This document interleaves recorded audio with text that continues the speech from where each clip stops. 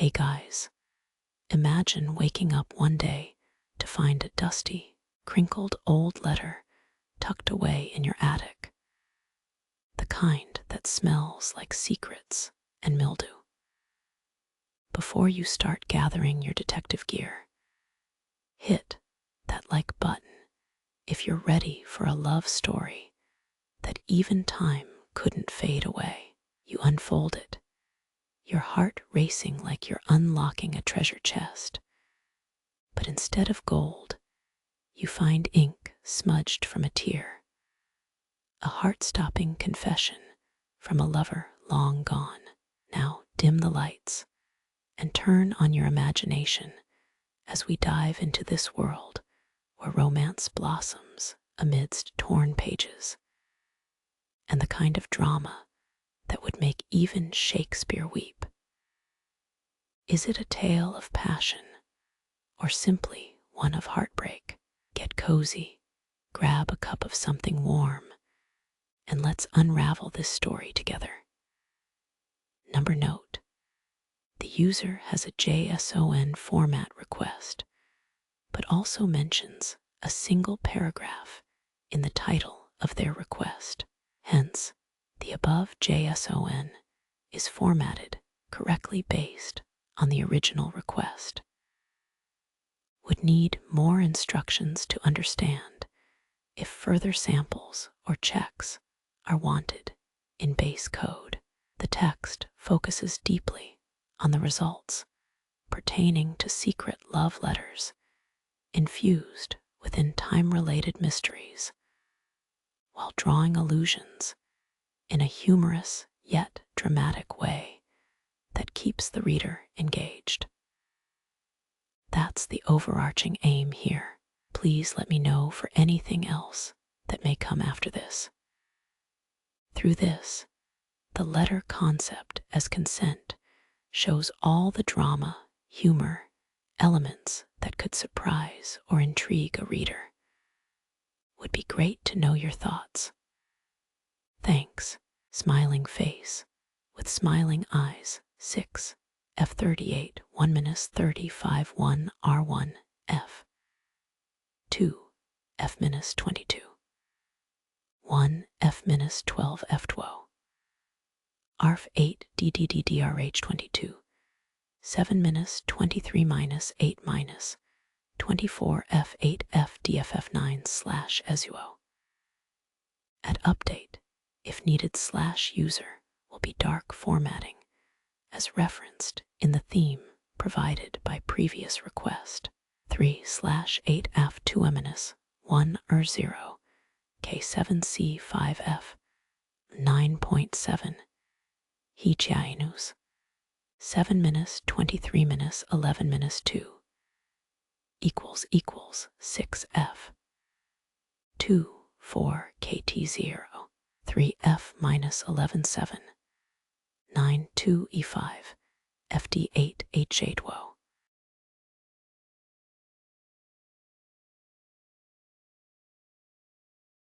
Imagine the quaint village of Eldermere, where the air always seemed to shimmer with adventure, and the hills rolled like gentle waves of emerald. On one particularly drizzly afternoon, as the raindrops danced upon the rooftops, Leela, a spirited young woman with more wanderlust than sense, found herself wading through her late grandmother's attic. Dust motes floated like tiny stars in the dim light, and the smell of old wood and forgotten memories filled her nostrils. It was a treasure trove of curiosity, with cobwebs sprouting like nature's very own ghost stories. But little did Leela know, her fingers would soon brush against a dusty chest, a vessel of the past that held secrets wrapped in the fabric of time itself. With a flourish worthy of a movie hero, she flung the chest open, revealing its contents were far more intriguing than any forgotten comic book lying around her childhood room. Within the chest lay an ornate letter, sealed with a rigid slab of wax that had long outlived its original purpose. The letter felt like a portal to another era, and the purple ink, though faded, whispered tales of love and longing through the smudged script. Leela's heart raced as she recognized the inscription. All that time spent with her grandmother, and here was a piece of her life she had never known. The letter belonged to a sailor named Samuel, her grandmother's long-lost love, who no one had ever bothered to mention over cups of tea and freshly baked scones. The name sounded like a character straight out of a romantic film. Yet here it was, tangible and real, begging for Leela to piece together this dramatic puzzle of affection amid the storms of history. As Leela read the letter, the scent of salt water and adventure filled her imagination. Samuel spoke of moonlit voyages and tempestuous seas that raged like a dramatic Shakespeare play. Everyone knows the type, where love and tragedy tango dramatically. Each line turned her grandmother's gentle facade into that of a daring woman who had once stood at the edge of the world, longing for the return of her beloved.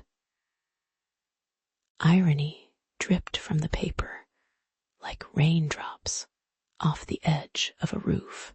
Who knew that while baking pies and knitting sweaters, her grandmother had harbored such yearning within her heart? With every word, Leela felt her soul stir, igniting the adventurer inside her like the flick of a match in a dark room. It was time to dig deeper, to understand the love that time could not quite erase, despite the admonishments of a small village where gossip flourished worse than wildflowers. Leela set off on her quest, fueled by curiosity stronger than her desire to avoid muddy boots. Every step echoed with determination as she delved into Eldermere's history, questioning every elder like a determined journalist on a coffee-fueled spree. She unearthed tales of sailors and shipwrecks, of storms that could dwarf any drama on a reality show. Who needed television when you had real-life legends unfolding before your eyes? As she wandered through the weathered old bookstore, the musty aroma of ancient pages filled her lungs, each volume holding more whispers than a library full of diary secrets. Armed only with her grandmother's memory and the romantic echoes of Samuel's prose, Leela was ready to unravel the threads of this enigmatic past, hoping to stitch together a love that had sailed away, but was never truly lost. And just like that, Leela was thrown into the heart of an adventure that transcended her ordinary life, each clue illuminating her path with the thrill of newfound purpose. The village transformed before her eyes, every alley and cobblestone whispering stories that had long lain dormant, waiting for the right heart to awaken them. Channeling the spunk of an Indiana Jones, but with far less ruggedness.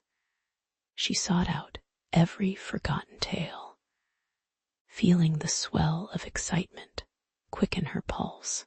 Moreover, she learned that love had a language all its own, a dialect of longing and destiny, and perhaps a dash of comedy because, let's face it, life has a way of throwing in a laugh even at the most sentimental of times.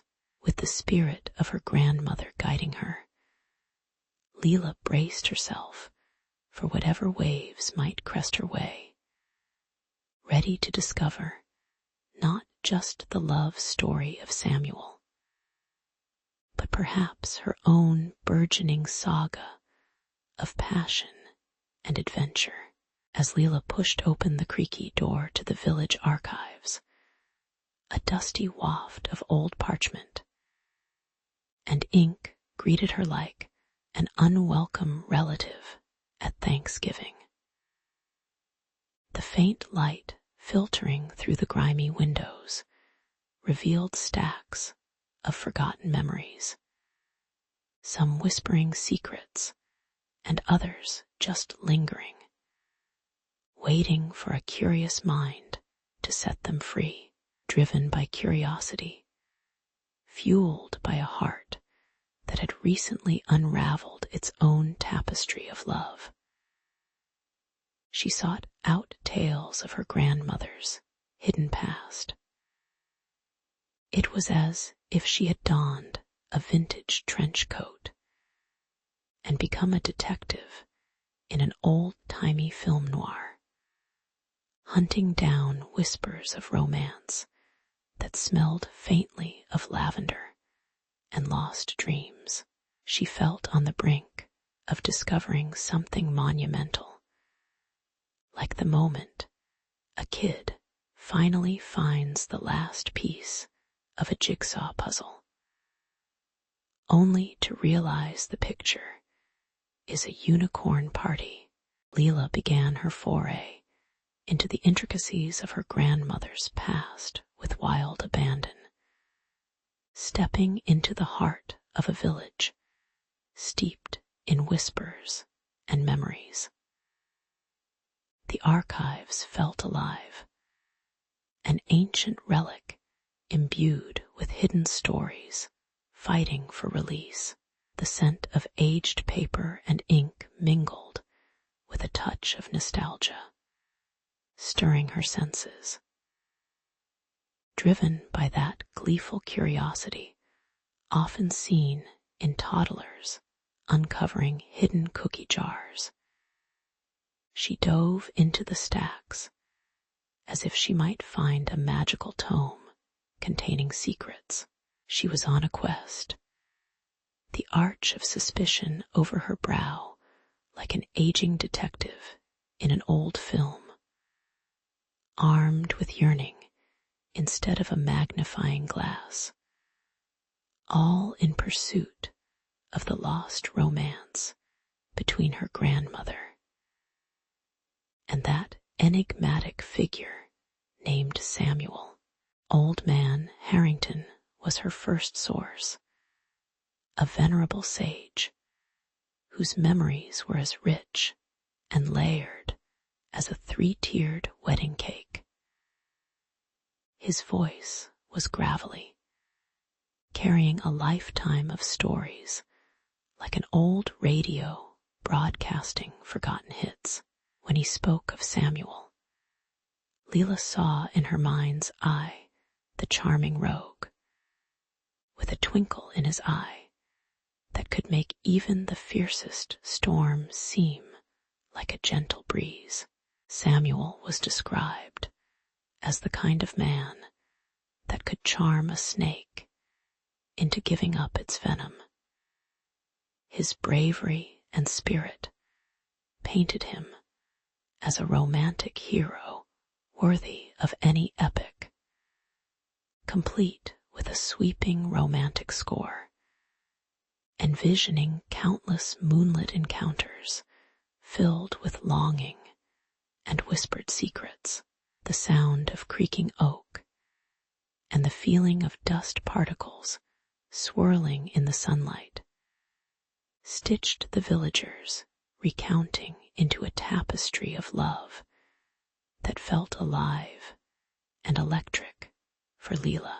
Then there was the delightful Miss Agnes, a twinkly-eyed matriarch who sprang from her rocking chair with a renewed vigor at the mere mention of Samuel's name, her passion echoing in the sunlit room like a well-aimed cannonball in a tranquil pond. She described how Samuel, tracing love's intricate dance, had once wooed Leela's grandmother in the moonlight, their laughter intertwining with the perfume of blooming jasmine. As she spoke, Leela imagined the scent of the flowers, actualizing that sweet, whimsical moment in the shadows of a far-off time. Yet, as the stories unfolded, so too rolled in the clouds of sorrow, recounting a shipwreck that brought a crashing halt to their romance, like the unfortunate finale of a tragedy fraught with tempestuous waves and heart-wrenching choices. Leela couldn't help but feel the weight of those lost hopes resting on her heart, a bittersweet melancholy that tasted like dark chocolate, rich and complex, with a hint of sadness.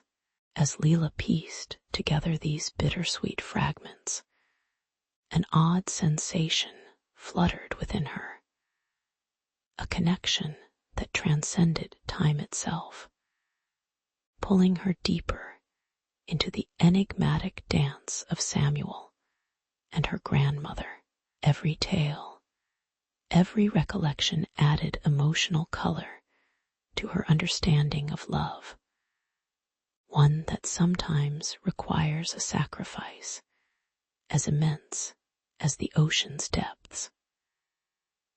The tapestry before her was one of bravery and heartache, of whispered promises and dreams shattered like glass before they could fully bloom.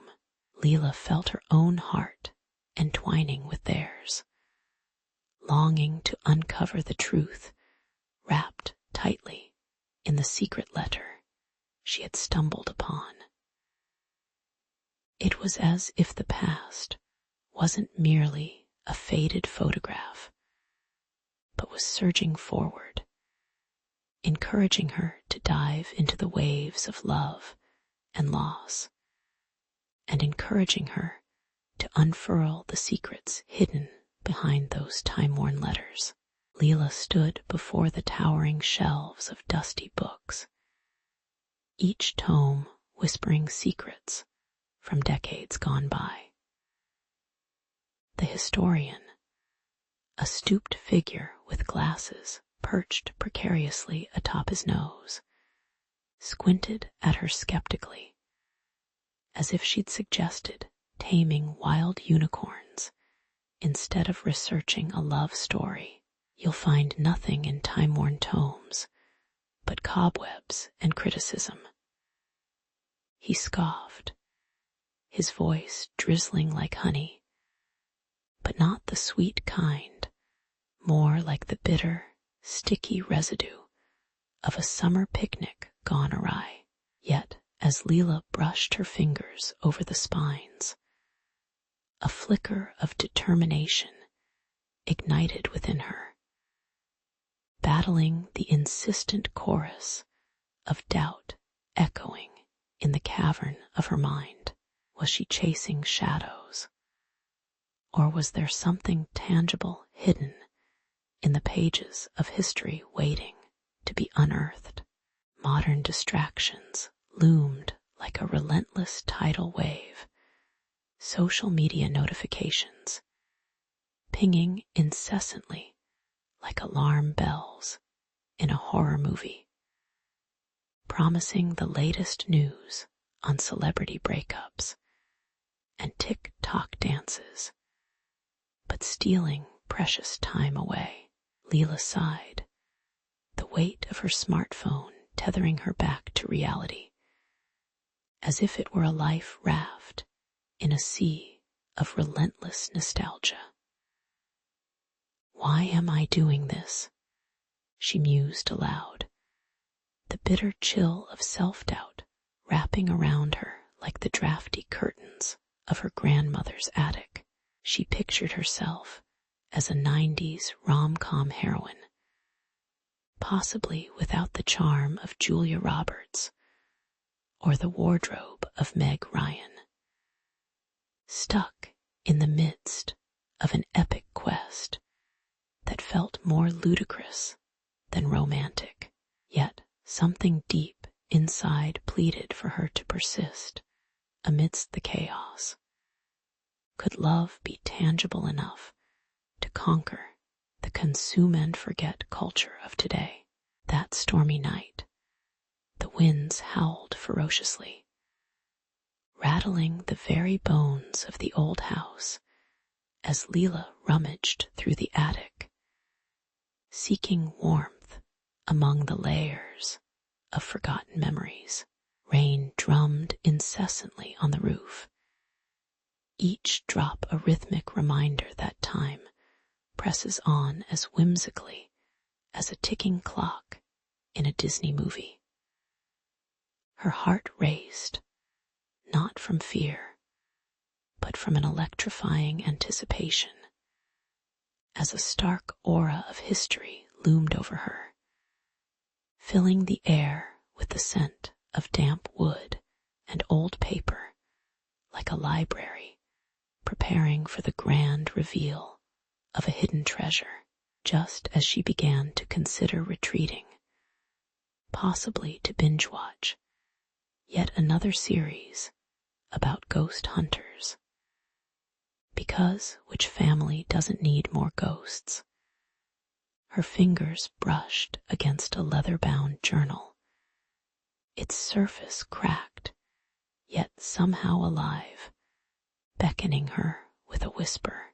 With an adventurous yank, she freed it from its weary perch, her pulse quickening like a first date with a heartthrob, something promising and dangerous mixed into the air. As she cracked open the journal, the musty scent of nostalgia wafted up, thick and intoxicating, like her grandmother's favorite brand of cinnamon spice. Each page was filled with Samuel's precise, flowing handwriting, the ink somewhat faded, but his emotions soaring vividly across the lines, like a symphony played at full volume. In his words, Leela found a sonnet of devotion to her grandmother that would warm even the frostiest heart. It was both romantic and gut-wrenchingly beautiful, striking a chord deep within her as he detailed stolen moments, moonlit walks, secret rendezvous, and whispered dreams that seemed to linger in the air like a classic rock ballad. Here was a love that not even time could turn to dust. It was a revelation that ignited a flicker, or perhaps a bonfire of determination within her soul, urging her onward. With each entry she devoured, Leela felt the heavy chains of uncertainty melt away, replaced by the shimmering light of purpose, an exhilarating spark reminiscent of finding a lost episode of your favorite series. Gone was the skeptic's voice, banished to the cobwebbed corners of her mind like an unseen ghost. leaving only the haunting echo of love unfulfilled, but still alive in these pages. She flicked through the passages like a live-action flipbook, brimming with the rawness of emotions smushed between the dates of their cherished moments. "This is bigger than me," Leela murmured, her voice steady with newfound conviction, as she tucked the journal under her arm, ready to unravel the threads of her family's past and give this heart-wrenching saga the justice it deserved. Outside, thunder rumbled in anticipation, and in that very moment, Leela felt both terrified and exhilarated. Her adventure was just beginning. With each step that Leela took toward the wreckage site, her heartbeat drummed a wild tempo in her ears, echoing the chaos of emotions swirling within her. The salty tang of the sea mingled with rust, a poignant reminder of the tragedy that had unfolded here long ago. As she approached the skeletal remains of the ship, its twisted metal and crumbling wood seemed to whisper forgotten tales of those who had once sailed the seas with dreams in their eyes. Leela paused, her breath hitching as she traced the jagged outline of the hull, feeling a connection to Samuel that time had tried and failed to sever. She could practically hear the ghostly echoes of his laughter mingling with the crashing waves, a bittersweet lullaby from a past that refused to stay buried. As Leela knelt down among the debris, she felt that she was no longer merely an observer, but a participant in the story that had unfolded here. The sun dipped lower in the sky, a golden orb casting long shadows that danced around her like the spirits of misplaced dreams. There, in a crevice, something caught her eye, a glimmer of paper trapped between jagged pieces of plank. With shaking hands, she carefully pried it free, her heart racing like it was auditioning for a role in a dramatic movie trailer.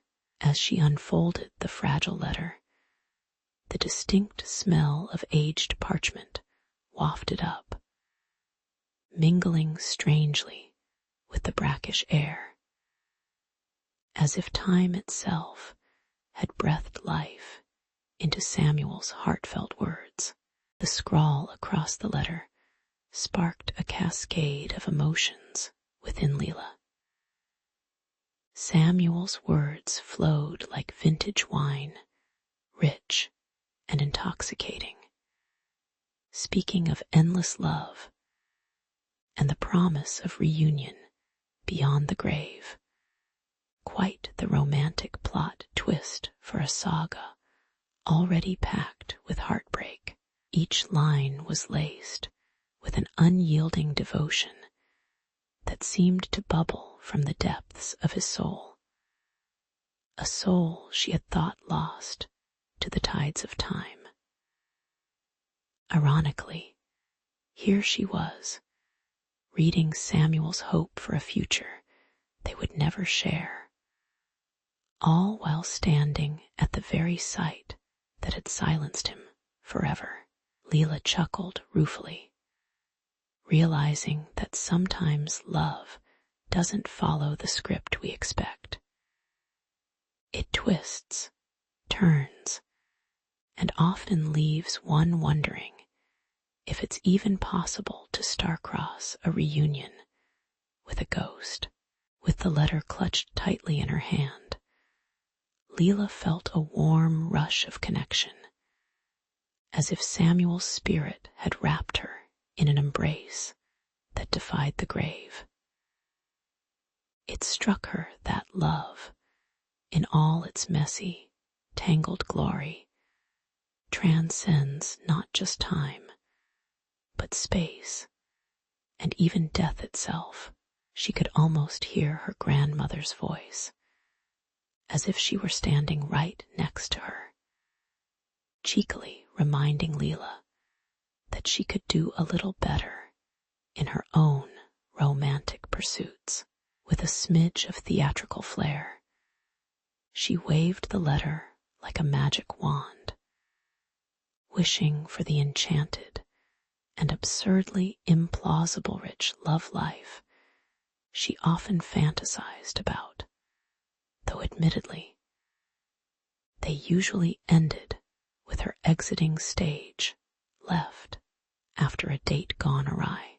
That day, standing among the wreckage, Leela decided that perhaps it was time to ditch the melodrama and step boldly into the narrative of her own love story. As the sun dipped beneath the horizon, painting the sky with strokes of deep coral and lavender, Leela felt a surge of resolve wash over her. Love wasn't merely a whisper from the dead. It was alive within her, a flame waiting to be rekindled. Standing amidst the broken remains, she let out a hopeful laugh, half expecting her grandmother's ghost to join in like a supportive sidekick in a rom-com. It was in this wreckage that Leela discovered not just a letter, but a blueprint for building her own joy. With the salty breeze tousling her hair and the echoes of the past resonating in her heart, she vowed to honor Samuel's love not through mourning, but by living fully an act of reclamation that would make even a Shakespearean ghost proud. As Leela stepped back into the charming town of Eldermere, she was enveloped by the crisp autumn air, rich with the scent of damp leaves and wood smoke wafting from chimneys. The familiar creaks of the wooden bridges and echoes of laughter from the local cafe felt like a warm hug from an old friend. Memories rushed back, her grandmother's laughter, the stories of forbidden love she spun like a fine tapestry at the hearth. But this time, Leela wasn't just a listener. She was armed with a mission. In her heart, she carried the weight of Samuel and her grandmother's tale, a love story that transcended generations and deserved to be shared with the world. She could almost hear her grandmother's voice, nudging her along like a mischievous ghost, urging, "Go on, darlin'. Who doesn't love a good love story?" With excitement dancing in her veins, Leela rallied the townsfolk, inviting them to join her in commemorating love that defied the very concept of time. She envisioned a celebration inspired by the romance of vintage postcards and secret letters, a day filled with laughter, tears, and perhaps a bit too much punch that would make even the most stoic grandparent tell that story about a runaway goat and their first kiss. Bright flowers adorned the park, mingling their fragrances with the aroma of buttery popcorn and pumpkin spice that swirled through the air. The community transformed, as if the universe conspired to paint Eldermere in shades of love, friendship, and nostalgia, most assuredly captured somewhere on the amateurish social media posts from the hashtag #EldermereLoveFest as the sun dipped below the horizon, casting a golden glow across the gathering. The atmosphere buzzed with palpable energy. Old-timers shared stories of love lost and found, their voices cracking like old vinyl records, while laughter erupted from the younger crowd, who were more like eager beavers than turtle doves. Leela took to the makeshift stage, heart racing like a roller coaster on its last dip, and spoke of her grandmother's love for Samuel.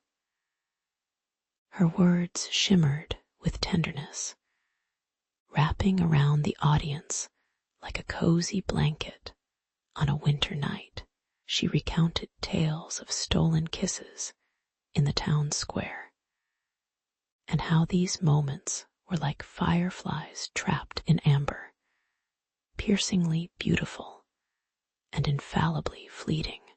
But the real magic happened when Leela invited everyone to write love letters, simple notes to partners, friends, or even themselves, hoping to capture that ephemeral spark. She watched in awe as hearts opened like flowers soaking up spring raindrops, her own sporting a little flutter of giddy anticipation. Some folks wrote cheeky notes that would make even Cupid blush, while others penned heartfelt confessions of gratitude, their ink stained with tears, laughter, or brisk autumn winds. It was a sight to see. Love blossoming across ages and backgrounds, a reminder that connection is like Wi-Fi, sometimes invisible, but always worth finding. In that moment, Leela felt the historic weight of love lifting from her shoulders, transforming into bright balloon strings, buoying her onward toward new horizons. As the festivities faded into twilight, Leela stood on the edge of the park, watching as the last of the fireflies flickered against the encroaching darkness.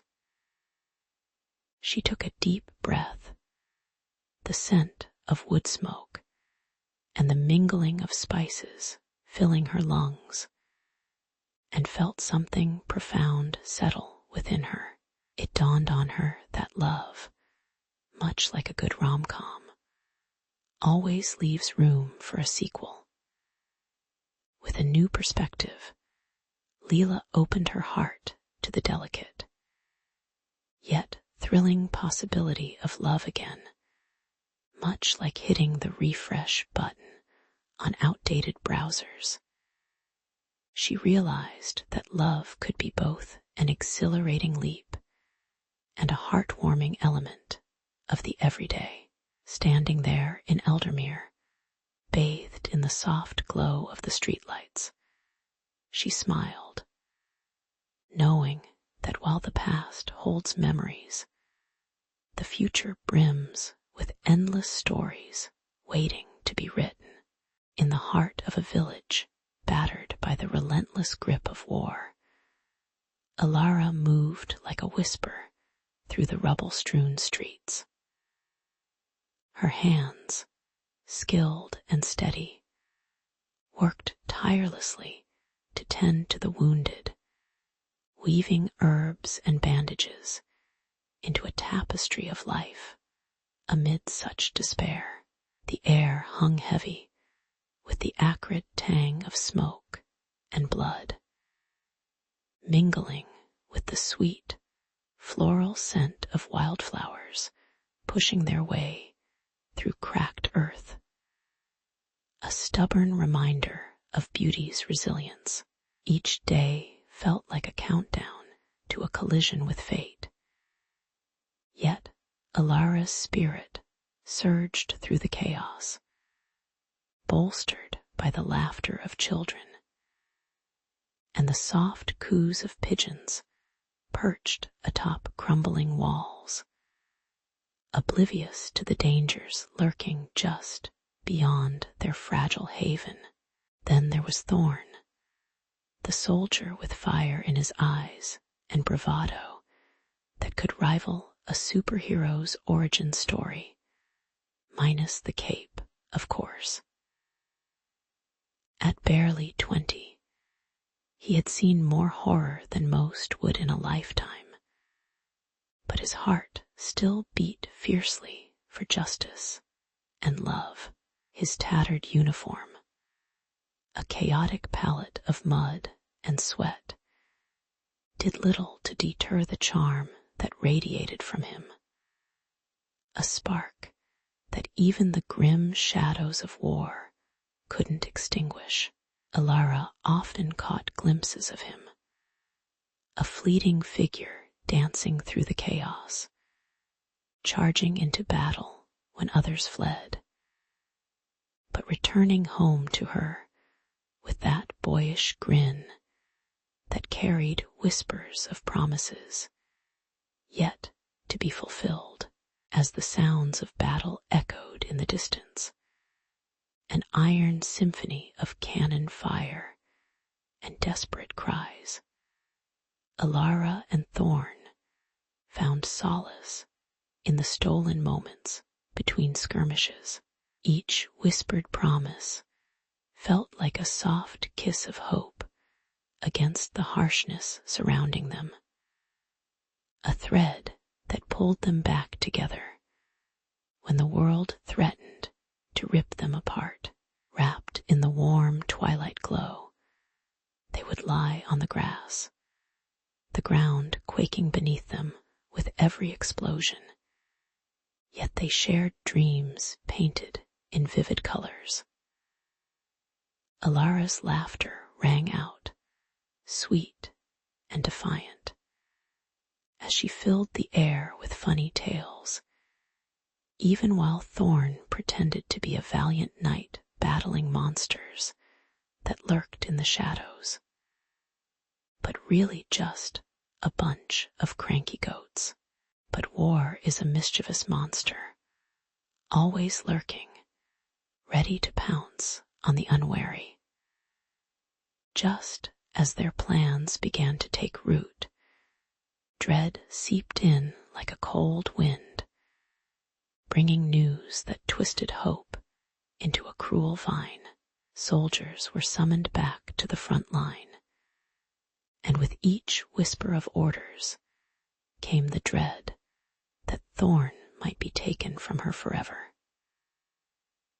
Alara's fingers trembled as she stitched the last few wounds of the day, each knot tying her heart into an ever tighter ball of anxiety.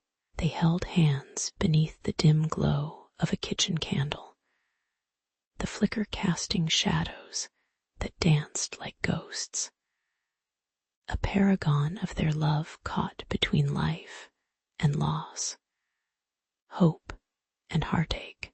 Yet as the shadows lengthened, their bond shone all the brighter, a striking contrast to the encroaching darkness of the war that waged just beyond their sanctuary. With each quiet promise shared, they built a fortress of memories, a bittersweet gamble against the odds. The smell of wet earth from the newly fallen rain mingled with the rust of gunpowder, a reminder of the tumult they faced. In those moments, wrapped in each other, armed only with their unyielding hope, they believed, against all reason, that even in the darkest night, love could light the way. If the world outside was a tempest, together they would weather it, forging a narrative more powerful than any battle cry, echoing through time. A love story worth remembering. In the eerie twilight, as the world succumbed to the relentless march of war, Alara and Thorn found their own slice of heaven hidden in the embrace of night. Beneath a tapestry of shimmering stars, they would meet, the air thick with the scent of damp earth and blooming wildflowers. A stark contrast to the metallic tang of bloodshed that lingered just beyond their secret realm. In those moments, they transformed the desolation surrounding them into whispered poetry, recounting dreams that felt more like shards of glass than fragile hopes. With laughter dancing in their eyes, they reminisced about simpler times, like when Thorn's mother insisted he practice his dancing for what seemed like ancient balls now long extinguished. Thanks to the sound of distant cannon fire interrupting their midnight waltz, each laugh was a stolen treasure. Every shared fear, a bond forged stronger than iron amidst chaos. Yet beneath those starry skies, reality often intruded like an unwelcome guest at a dinner party.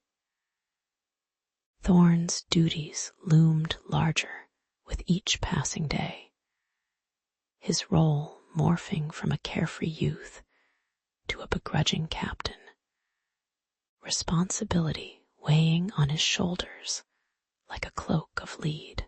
Every time he returned from strategizing with the brass, his laughter turned brittle, edged with worry, as if he were discussing the weather when an avalanche loomed overhead.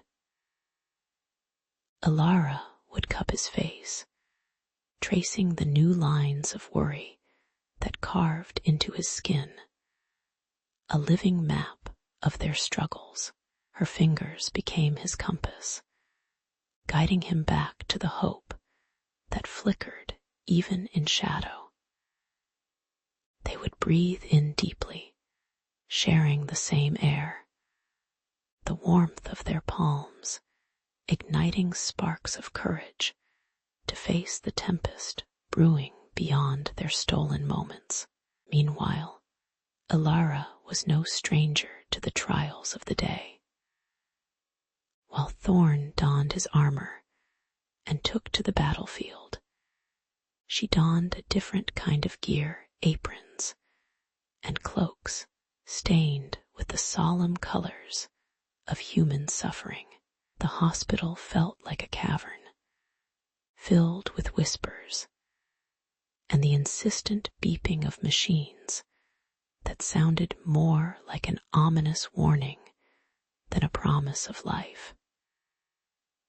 Every patient brought in was a tug at her heartstrings.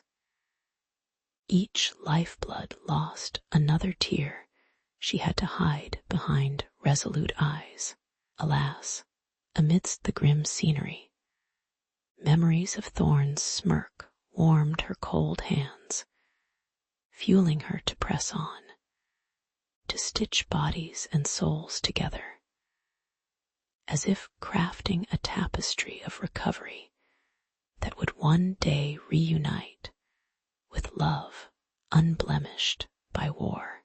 As the moon hung like a sentinel in the sky, illuminating their hidden rendezvous, the shadows seemed to dance in tune with the heartbeat of their love, vibrant and full of life, yet constantly at risk of being extinguished. Alara and Thorn exchanged whispered promises laced with irony. If we survive this circus of madness, perhaps we'll write a memoir. Overcoming the odds like Hollywood heroes right.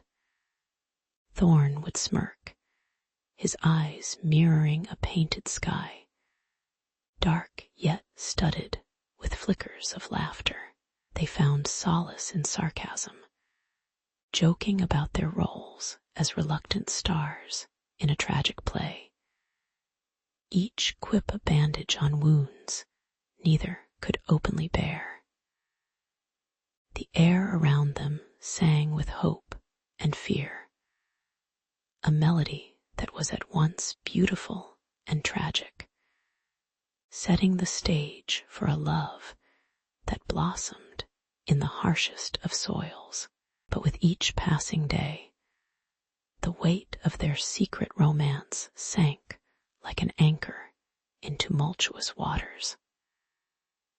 They were lovers sculpted in shadows, always mindful of prying eyes, as if they were participants in a caper movie where the tension of discovery bubbled within every shared glance.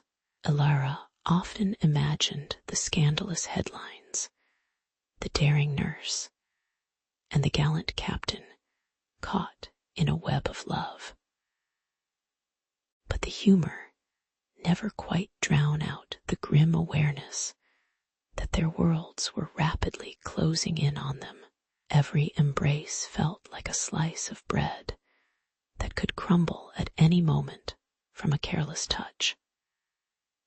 Yet, even as fears wormed their way into the fabric of their connection, beneath the stars, Elara and Thorn clung to each whisper, each fleeting touch, decorating their hearts with what little color remained in a world wrapped in gray. In that fragile cocoon of love, they burgeoned, holding on to the belief that, against all odds, some stories are worth fighting for, even if they must be written in shadows. The sun hung low in a sky choked with the smell of impending storm. But this wasn't just any storm. It was the kind that brewed like a war drum in the distance, ominous and foreboding. Thorn stood among his comrades, the rough fabric of his uniform itching against his skin, the weight of 1,000 unspoken words shifting on his shoulders like a heavy backpack. The air crackled with tension. The village beneath them was a quiet shell, all the vibrancy sucked away as fear gripped its heart. Just days before, laughter had danced down these cobbled streets, and now the villagers whispered like ghosts about the siege that loomed. As he prepared to leave Elara behind once more, a flicker of resolve ignited in him. He would protect her, even if it meant burying their secret love deeper than the trenches they'd fight in. With each step toward the front lines, Thorn felt as if he were walking into the maw of a great beast, stomach churning with the great sacrifice ahead. He could already hear the thunder of artillery in the distance, an unrelenting reminder of the chaos that awaited him and the world unraveling around the love they shared in secret. Each letter exchanged with Elara felt like a lifeline thrown into a tempest, inked in careful words meant to carry warmth through the barren winters of war. He glanced over his shoulder, memories of her laughter following him like a warm breeze, the way her hair caught the light just so, sparkling like the stars before they faded into the dark ruins of their village. as the first cannon fired, ripping through the air with a sickening roar. A silent vow crashed against his heart. He would forge a shield of trust around them, no matter the cost. But how does one shield love from the grime of betrayal? In the chaos of the siege, where loyalties twisted like blades in the shadows, Thorn's determination quickly became a fragile web, woven from whispers and glances. The commanding officers, encamped around him like hawks eyeing their prey, sensed something amiss in his demeanor. They watched him closely, their eyes hawkish, and he worked hard to mask the truth behind his facade, throwing himself into his duties with an intensity that left his comrades wide-eyed with confusion. Each snap of the rifle or call from the sergeant triggered a surge of adrenaline. Would the next order unravel the carefully constructed bubble where he and Alara had existed? Trust had become as fragile as a butterfly in a storm, and doubt began to seep, eroding what little security their love had held. It wasn't long before the storm struck with the ferocity of a raving madman. Thorn returned one evening, dirt-covered and weary, only to find shadows lurking in familiar corners, and Alara's name slipping from malicious lips like poison. The betrayal hit him like a gut punch. It was one he never expected from someone he thought he could trust. The world spun as he fought the rush of anger and betrayal. How could someone use their love as a weapon?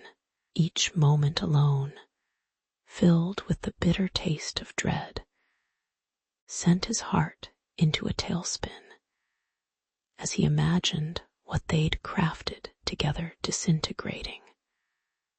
A sandcastle washed away by the tide. As the first whispers of dawn broke over a war-scarred horizon, Thorn wrestled with a heart divided between fear and hope. Distant cannon fire echoed in the background like a grim heartbeat, a reminder that war held no room for fantasies of love. Yet, as he searched for Alara, he found strength in the certainty that their bond could weather this storm. If only they could confront the betrayal that threatened to tear them apart. With every step, he envisioned their reunion, not in the chaos of trenches, but in a quiet moment when the village was safe, laughter flooding the cobbled streets once more. Their love might be fragile, yet it was resilient too. And in this dark time, Thorn whispered a promise into the war-torn air. Their love would find a way to survive against all odds, amidst a cacophony of clashing swords and booming cannon fire.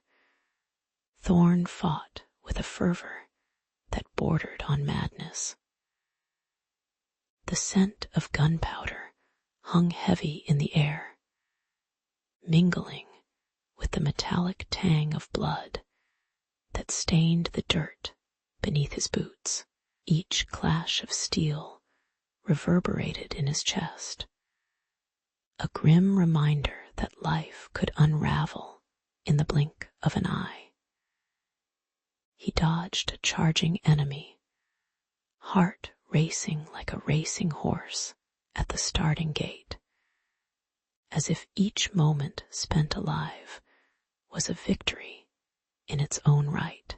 With sweat streaming down his brow, he grasped his sword tighter, channeling every ounce of desperation into his next strike, as if that very blade held the promise of a future worth fighting for. And it did, for it was fueled by love's whisper against the backdrop of war's thunderous roar. Meanwhile, Alara stood trembling at the edge of the battlefield, a pint-sized dynamo of determination cloaked in fear. The swirling dust danced around her like ghosts, and every blast felt like a punch to the gut. She could taste the grit on her lips, taste the urgency, as she clutched her shawl tighter around her shoulders. It was her battle armor against the chaos ahead. The cries of the wounded echoed in her ears, a symphony of despair that only sharpened her resolve. With her heart conducting an urgent rhythm, she raced into the fray, each step a small rebellion against the fear that sought to root her in place. Her mind focused solely on one man, Thorn. As Alara plunged deeper into the melee, she spotted him. Relief washed over her like rain after a drought. Yet it was quickly drowned out by the sheer ferocity of the conflict swirling around them.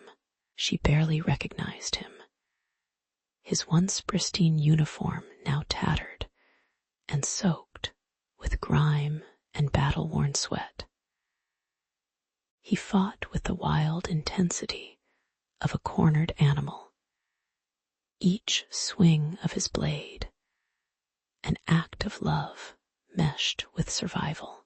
Their eyes met, and in that heartbeat, the world faded into the background.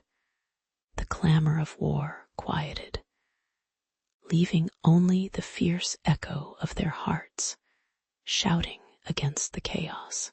But alas, fate loves its little ironies. And just as they glimpsed their moment of reunion, a wave of enemy soldiers surged between them, like an angry ocean determined to keep them apart. Thorn's resolve hardened into a steely determination as he fought through the lines, each opponent his personal hurdle in a twisted marathon. He could almost hear Alara's voice urging him on, a strange mix of inspiration and danger that drove him to push through the onslaught. The clash of weapons became a grotesque dance, one where every misstep could lead to separation, or worse, despair. With every ounce of strength, he lunged toward her in a bid for their love, for the future that was teetering on the edge of oblivion. Finally, against all odds, Thorn and Alara found themselves side by side, hearts pounding in unison, encircled by the chaos of their battlefield oasis. In that moment, laughter bubbled up, ironic and raw, showcasing their absurdity amid violence. Who else would find time for joy when the world was going to hell? They fought not just for each other, but for the dreams they had woven together in quieter times, where love felt like an unbreakable thread. With every swing, each careful strike, they stitched their hopes back into the fabric of existence, determined, as they stared down the barrel of uncertainty, that their love would be the beacon guiding them through the chaos and into tomorrow, in the heart of a ravaged landscape where the scents of gunpowder and damp earth mingled like an unwelcome cocktail. Alara stood amidst the debris of a life once overshadowed by conflict. Burnt trees reached skeletal fingers toward a leaden sky, and silence wrapped around the remnants of war like a heavy, suffocating blanket. Yet, here she was, dusting off the ashes of her past, with a resolve stronger than steel, a spirit rekindled by the whispered promises of love she and Thorn had sworn beneath the casual gaze of sleeping stars. Every step she took echoed in her heart, reminding her of the pact forged in desperation and desire beneath the chaos of battle. A promise to find each other again, no matter how hard the world tried to tear them apart. It was ironic, really. Amidst the rubble, love blossomed like wildflowers in concrete cracks, refusing to be extinguished by the shadows of history that loomed like a distant memory. Thorn, on the other hand, had returned, his body a snapshot of scars, both visible and hidden, shaped by the brutality of war. The familiar smell of freshly turned earth filled his lungs as he knelt beside the barely there graves of comrades, lost but never forgotten. Each grave told a story of bravery, of dreams cut short, and it was here, amidst the echoes of laughter now silenced, that he felt the weight of his promise to Alara. With cracked knuckles and a frail laugh infused with irony, he whispered to the winds that carried their names, reminding himself that even amidst the grief, he was not alone. He had Alara, waiting at the edge of the world like sunlight breaking through storm clouds. Together, they would resurrect their dreams like ancient ruins, rebuilding a future from the shards of a shared past, one that might even have a slice of cake if he could manage to find an actual cake shop that didn't sell just misery. As the days turned into weeks, Alara and Thorn forged a life amidst the quiet remnants of chaos and loss, discussing everything from gardening to the absurdity of their post-war existence over rickety picnic tables, adorned with colorful cloth improvised from their war-torn uniforms. Laughter became their weapon against sorrow, each chuckle ringing out loud enough to wake the ghosts around them, who probably rolled their eyes at the irony. They sought the peculiar joy in the mundane, whether it was fishing in a restless river or planting roses that dared to bloom amid bickering weeds. Those whispered promises surged from every facet of their newfound life together, nourishing hope like sunlight onto those defiant wildflowers, coaxing their love to grow despite the shadowy memories lingering in the air. As they tilled the soil for plants and dreams alike, they discovered resilience grew as steadily as the green shoots breaking through dark earth, a rhythm as old as time, and as bright as their love. Yet the persistent whisper of loss loomed at the edges of their laughter.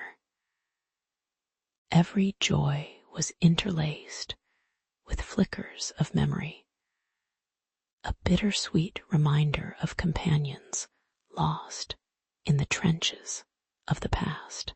Thorn would often pause mid-laugh, his eyes glazing over as if he were replaying film footage of happier moments shared long ago.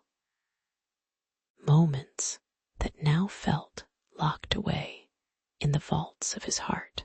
Alara would catch his gaze, holding her breath as she traced the contours of his expression, knowing that every silence spoke volumes. And so, they created a ritual each week. They would light candles at a local shrine, not just for their fallen comrades, but for the innocence that had been buried along with them.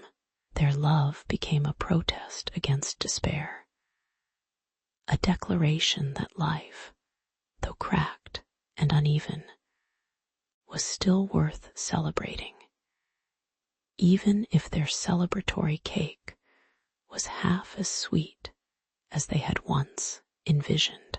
In time, the world around them began to stir with new possibilities, and with every new sunrise, a fresh chapter unfolded just beyond their horizon. The townsfolk, weary from the war yet fueled by their own hopes, began building, meeting over coffee that tasted suspiciously like burnt offerings, and sharing stories that stirred laughter thicker than the morning fog. Alara and Thorn stood as pillars of this revival, their whispered promises echoing through the laughter like the sweetest melody, floating through a long-forgotten city street, reminding everyone of what could be reborn. Amidst all the noise, they found solace in their routines, planning and dreaming together, a dance that drew them closer rather than apart. They dared to believe that love would not just survive the darkest of times, it would shine even brighter, glowing like neon in a black and white film, a beacon drawing weary souls seeking warmth and connection. And as they ventured forth, entwined amidst their shared ambitions, they realized that every promise they had whispered was not lost to the winds of war. It had become a living vow, a testament that in the end, love always finds a way. In the age-old city of Arklath, where cobblestone streets weaved stories of valor and folly, two noble houses stood like flame and oil. The Valaris family, known for their silver-tongued diplomats, and the Targans, fierce warriors with hearts as stone-cold as their armor, were embroiled in a rivalry that made even the most dramatic daytime soap operas seem like a tea party. This enmity was steeped in generations of insults, banishments, and more than a few hairy encounters at the local tavern, where spilled ale usually caused more stir than any pointed sword. But amid the clangor of hatred, love dared to tiptoe in Enter Lysandra Valaris, a maiden with fiery curls, and a spirit as wild as the wind, whose charm could tame the fiercest storm, and Kale Targan, a brooding knight whose very presence could broil over an entire cauldron of anger. Irony, it seemed, had marked their destinies with a big red X on opposing sides of the battlefield of romance. A true lover's quarrel wrapped in a tapestry of rivalry, complete with family crest and gossiping ghosts of ancestors alike. In the growing shadows of twilight, where the sun dipped and lingered like an uninvited guest, Lysandra and Kale's secret meetings drew life like magic from forbidden pages of an enchanted book. Each stolen letter became a lifeline, secreted away in a hollow tree that stood tall and proud, like a loyal sentry guarding their innocent affection from the poison-tipped arrows of their family's disdain. They wrote of dreams that danced on starlit skies and hearts that beat far too loudly for the hostile whispers filling their houses. The scent of parchment mingled with the rich perfume of blooming violets nearby, making each letter a treasure chest of fragile hope amidst the dark. Who knew in this envious contest of nobility the victory would taste as bittersweet as the finest of wines, unclaimed by either family's lust for power. Oh, love, you sly jester, prancing through life where no one could see, uniting foes, yet stretching the tension, as taut as a bowstring ready to snap. With each poetic exchange, Lysandra's words transformed from whispers of innocence into fiery proclamations, while Kale's strokes reflected the courage of a knight who dared to defy the fated script set by their families. They scattered sweet nothings like confetti in the air. Oh, the audacity. Even the squirrels nearby took note, pausing mid-chatter, perhaps unsure whether to sympathize or chitter about the delightful drama.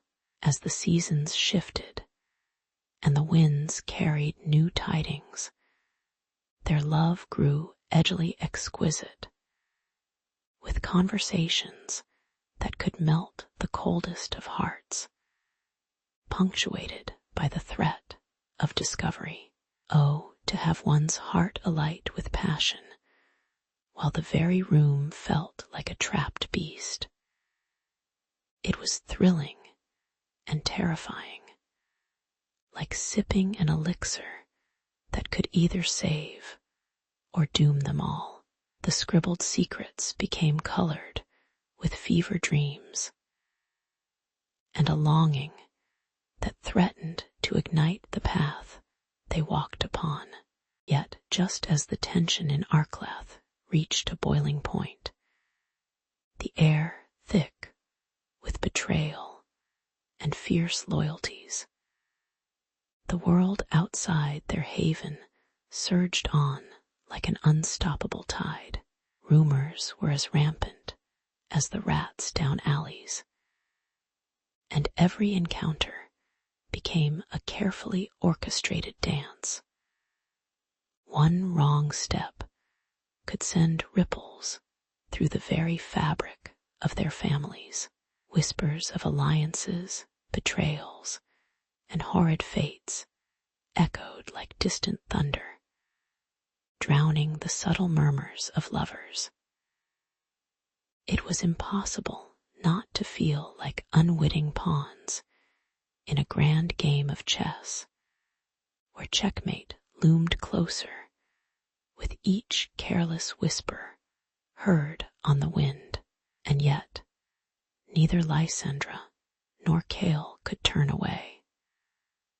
The pull of love was gravity incarnate, refusing to allow them to float away into the safe embrace of family loyalty. They were drawn to each other, as if some cosmic prankster had tied red strings around their hearts, arguably more complicated than a quadruple entanglement on a dating show.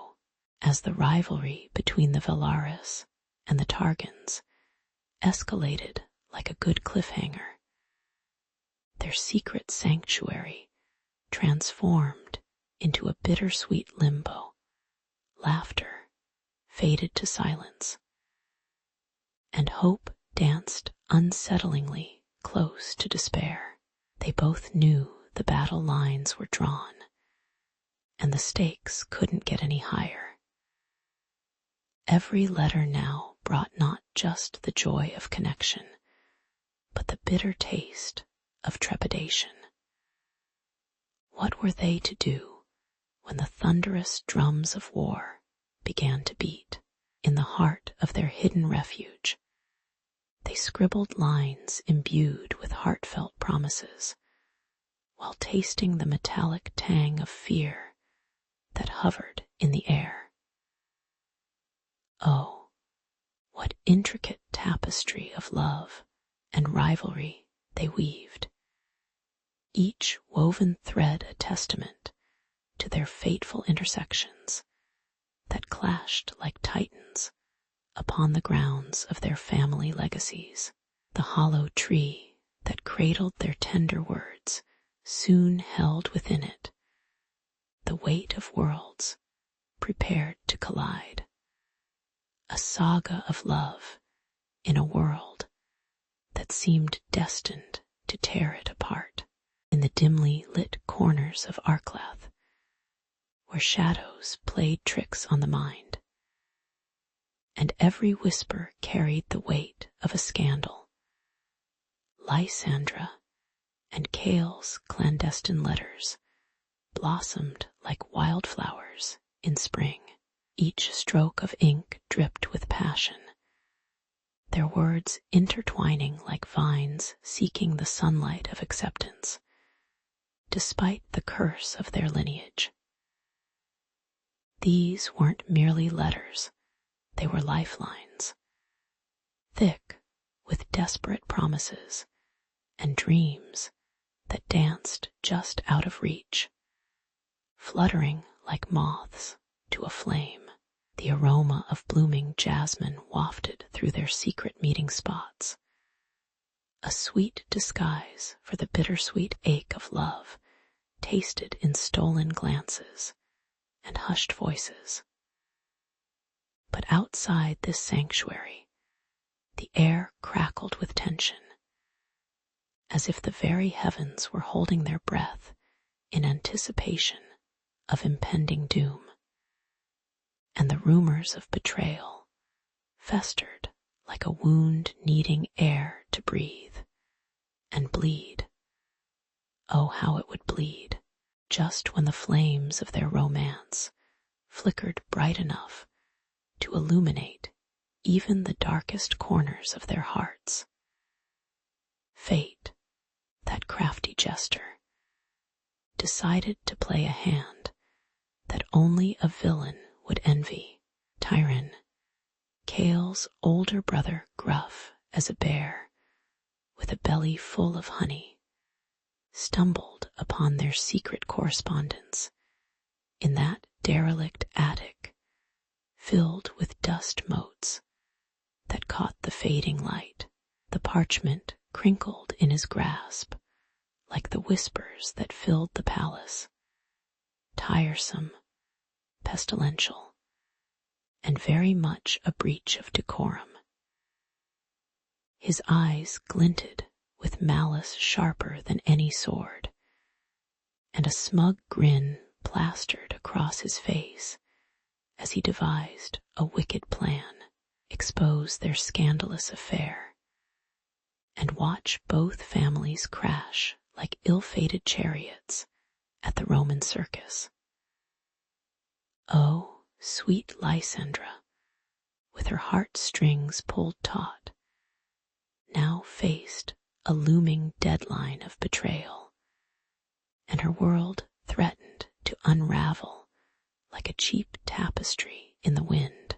Meanwhile, in the grand halls of Lysandra's family estate, her father played the part of the calculating chess master, orchestrating a marriage that sparkled like a jewel, but held a blade that could turn cruel. The clatter of goblets and raucous laughter echoed amidst the preparations, masking the cold dread that wrapped itself around Lysandra's heart like an icy vine. An alliance, he proclaimed, would mean a brighter future. But for her, it was a gilded cage, a fate far worse than the guillotine. Each day brought her closer to this inevitable joining, her choices ripped away like petals from a wilting flower. And in the quiet spaces between the clamor, she fought to stave off despair, the taste of salt on her lips hinting at the tears left uncried, while her heart shouted one name, Kale. The streets of Arklath thrummed with unrest as whispers of espionage skittered through the air like birds fleeing a storm. Rumors swirled and curled around the nobles like a poisonous fog, and for every smirk shared, a dagger hidden behind the back lurked in the shadows.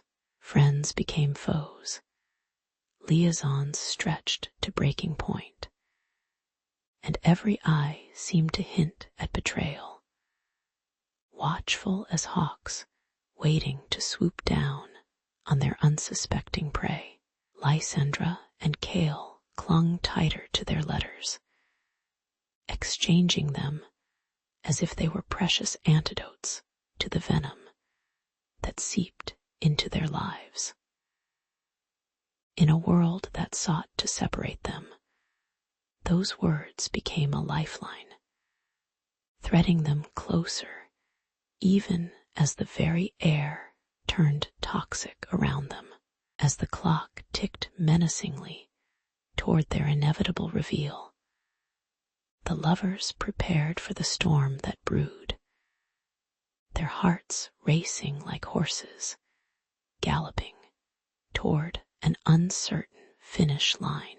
Here they stood, two rival souls tangled in a web of love and treachery, aware that the truth, once unveiled, could raise their futures like a wildfire through dry grass. And though the stakes were higher than at a poker game in a smoky tavern, determination ignited within them, a fire that refused to be snuffed out. Lysandra clung to the hope that love was indeed the greatest rebellion, while Kale struggled against the chains of loyalty and duty, finding strength in the belief that their passion could transcend the repercussions. Yet the clock's relentless march echoed louder with each minute, reminding them that in this cruel game of hearts, the most delicate of whispers carried the weight of betrayal, threatening to unravel their forbidden love in a singed heap at any moment. The vibrant festival of Arklath unraveled like a painted tapestry, with colorful banners fluttering in the warm breeze, the aroma of spiced meats and sweet pastries lingering in the air, and the laughter of children weaving through the thrumming music. But beneath this lively facade simmered an undercurrent of tension, as two powerful families, the Valyrians and the Dracos, eyed each other with the intensity of wolves poised to hunt. To the onlookers, it appeared as though the festival was teetering on the brink of chaos, like a game of Jenga played with wooden blocks instead of cultural pride. Yet it was in this volatile atmosphere that Lysandra and Chaol, star-crossed lovers, caught in a feud as old as the town itself, decided to make their stand and reveal their forbidden love. A bold statement akin to shouting karaoke against a backdrop of death metal, with hearts racing like a horse on the final stretch.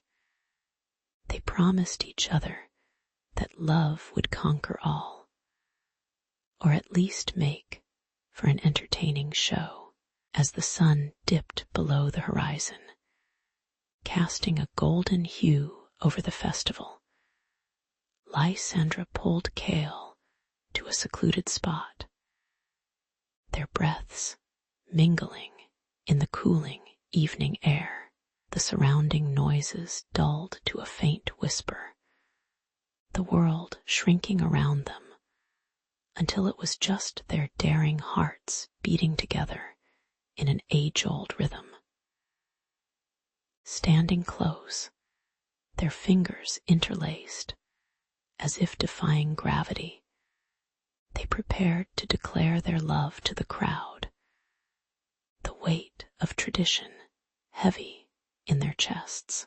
"Here goes nothing," Chaol muttered, adopting a tone as mock-serious as a soap opera star. Just as they opened their mouths to speak, a shadow loomed. Tyron, the self-appointed family enforcer, burst onto the scene like an unexpected plot twist no one had seen coming. Tyron's booming voice sent a shockwave through the festival, echoing off the walls like a poorly executed power ballad. As he brandished the letters, crinkled, ink-smudged parchment that held their secrets like Pandora's box, the crowd turned, and gasps rippled through the throng like a pebble tossed into a pond. Lysandra felt a cold sweat trickling down her spine, her heart dropping like a lead weight into a bottomless well. Shock transformed into outrage, and suddenly it was as if the sky had cracked open, and every vengeful spirit had descended upon them. What had been an intimate confession morphed into a public scandal, each letter revealing not just words of love, but an ignoble history that sent the audience reeling like a group of drunken revelers caught unaware by a surprise snowstorm. As chaos erupted around them, accusations flew like arrows in a medieval battlefield, boiling over with the ferocity of 1,000 boiling pots of stew. The crowd, transformed from joyous festival goers to a clamoring mob, expressed their indignation with all the subtlety of a marching band playing heavy metal. Lysandra's breath quickened. She could smell the fear and anger in the air, spiced with the aroma of burnt meat from the nearby stalls. Her thoughts raced faster than a rabbit chased by hunters. But before she could fully process the madness, Chaol grasped her hand tighter, their silent pact forged in the heat of the turmoil. Together, they wove through the throng, hearts pounding against anxiety, seeking an escape from this dark twist in their love story. A scene ripped straight from a tragic romance. Finally, they burst out of the crowd, gasping as they left behind the frenetic energy of the festival, seeking sanctuary beneath the dim canopy of trees that whispered secrets of their own. The branches formed a protective shield, a sanctuary far removed from the judgmental gazes of their families, who continued to rage like a summer tempest. In this secluded haven, they carved out their small world, connecting through the shared warmth of breath and the gentle rustle of leaves above. As night blanketed the land, fears melted like ice under the sun, and their hearts began to settle, realizing they had taken the first step toward freedom, albeit a very messy, chaotic one. Here, amidst the whispering trees, away from the clamor, Lysandra and Kale rekindled their love, now forged in the fires of scandal, ready to face whatever the world would throw at them next. Nestled in the damp embrace of the hidden cave near the rushing river, Lysandra and Kale sat shrouded in shadows, the flickering light of a lone torch dancing upon the stone walls. The scent of wet earth mingled with the sharp aroma of pine, wrapping around them like a warm, albeit suffocating, blanket. Outside, the festive chaos of the Leo festival roared like a wild beast, echoing with laughter and the clash of swords, families celebrating centuries of rivalry and tradition, unaware of the turbulent storm brewing inside this sacred hideaway. It was a celebration their families had both anticipated, but for Lysandra and Kale, it had become an incendiary spark, igniting the powder keg of their secret love. Clutching each other's hands, they felt the weight of their worlds pressing down, as if the very earth sought to keep them from escaping the clutches of duty. As the raucous celebrations continued outside, a quiet fury simmered within the cave, mirroring the tumult in their hearts. Kale leaned closer, his breath warm against Lysandra's ear, whispering those sweet words that had once made the world bright. We'll find a way. Can't you see? Love is our rebellion. But irony dripped from their situation like the water seeping through the cracks in the cave's ceiling. Love felt like a gilded cage, sparking a choice that pinched like icy fingers around their hearts. Would they return to their feuding families, bearing the weight of a punishment that felt like a perverse tradition meant to strangle their spirits? Or would they leap into the uncharted waters of freedom, leaving duty behind, along with the twisted legacies of their bloodlines? Lysandra's chest tightened, glancing at the engraved wood bracelet hanging loosely on her wrist, once a token of her lineage, now a tether to a life that felt more oppressive than a bear trap. With a sardonic smirk, she quipped, "You know, it's a lot easier to fight for love when you're not also considering forced exile on the sides of mountains." They both chuckled, but the laughter felt hollow as it echoed back to them, mingling with the distant sounds of victorious cheers leaking through the entrance of their hideout. The illusion of choice slipped through their fingers like grains of sand. How could something as bright and fierce as their love bring forth the shadows of their family's expectations? The unyielding loyalty born from generations of strife weighed heavily, a burden strapped tight around their souls, both suffocating and entangled in the web of duty. Every crack in the cave resonated with their unspoken fears. Cale ran a hand through his tousled hair, frustration flaring like a shooting star across the night sky. "We're not star-crossed lovers," he exclaimed, his voice a tangled mix of desperation and hope. If only life came with a script, like a Hollywood blockbuster, where love always triumphed.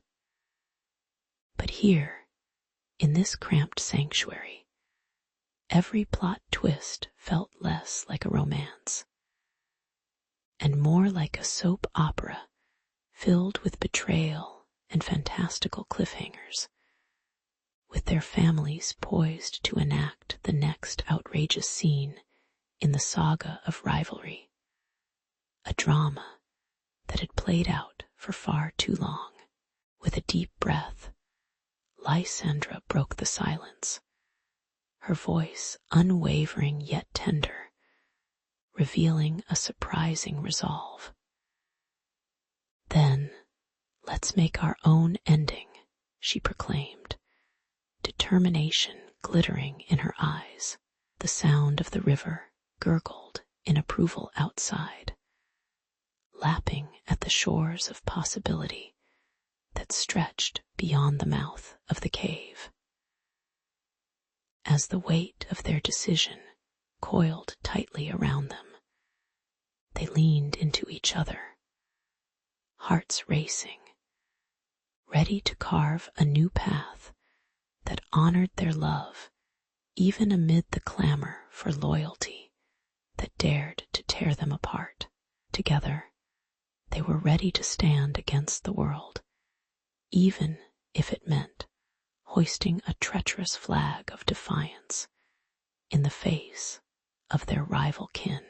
In the dim light of a dusty, candlelit attic, Lysandra and Cale sat huddled together, the air thick with the smell of old parchment and a hint of lavender from Lysandra's favorite perfume. Their hearts raced with the weight of the moment, the flickering flames casting shadows that danced like the ghosts of their family's bitter feud. Outside, the calm of a moonlit night belied the storm brewing within their hearts. The world seemed to hold its breath as they dipped their quills into inkwells, each stroke of the pen a defiant proclamation of their forbidden love. On that tatty, time-worn paper, they poured their souls, weaving a tale of betrayal, resolve, and passion that heaved like a tempest. They were not just rivals anymore, but two souls intertwined in a bond that spanned beyond mere mortal grievances. Their final letter crackled with intensity, a fiery ultimatum that could either bridge two warring houses or set them aflame. "Accept our love," they wrote, "or prepare to lose us both." Scribbled in hasty words, each sentence dripped with the raw honesty of their hearts. As they sealed the letter, A fitting mix of dread and exhilaration coursed through them, akin to waiting for a roller coaster to plunge into chaos. Out in the world, Lysandra and Cale were still regarded as the champions of their respective houses, a label they had grown to loathe, shackled by expectations that felt heavier than iron chains. But together, they were more than mere pawns. They chose this moment, this audacious leap into the dark, armed only with love and hope, much like a romantic movie where the underdogs finally decide to fight back. Popcorn be damned. Once the letter slipped from their fingers and sailed into the hands of their families, the ripples of its impact shook the very foundation of their feuding houses.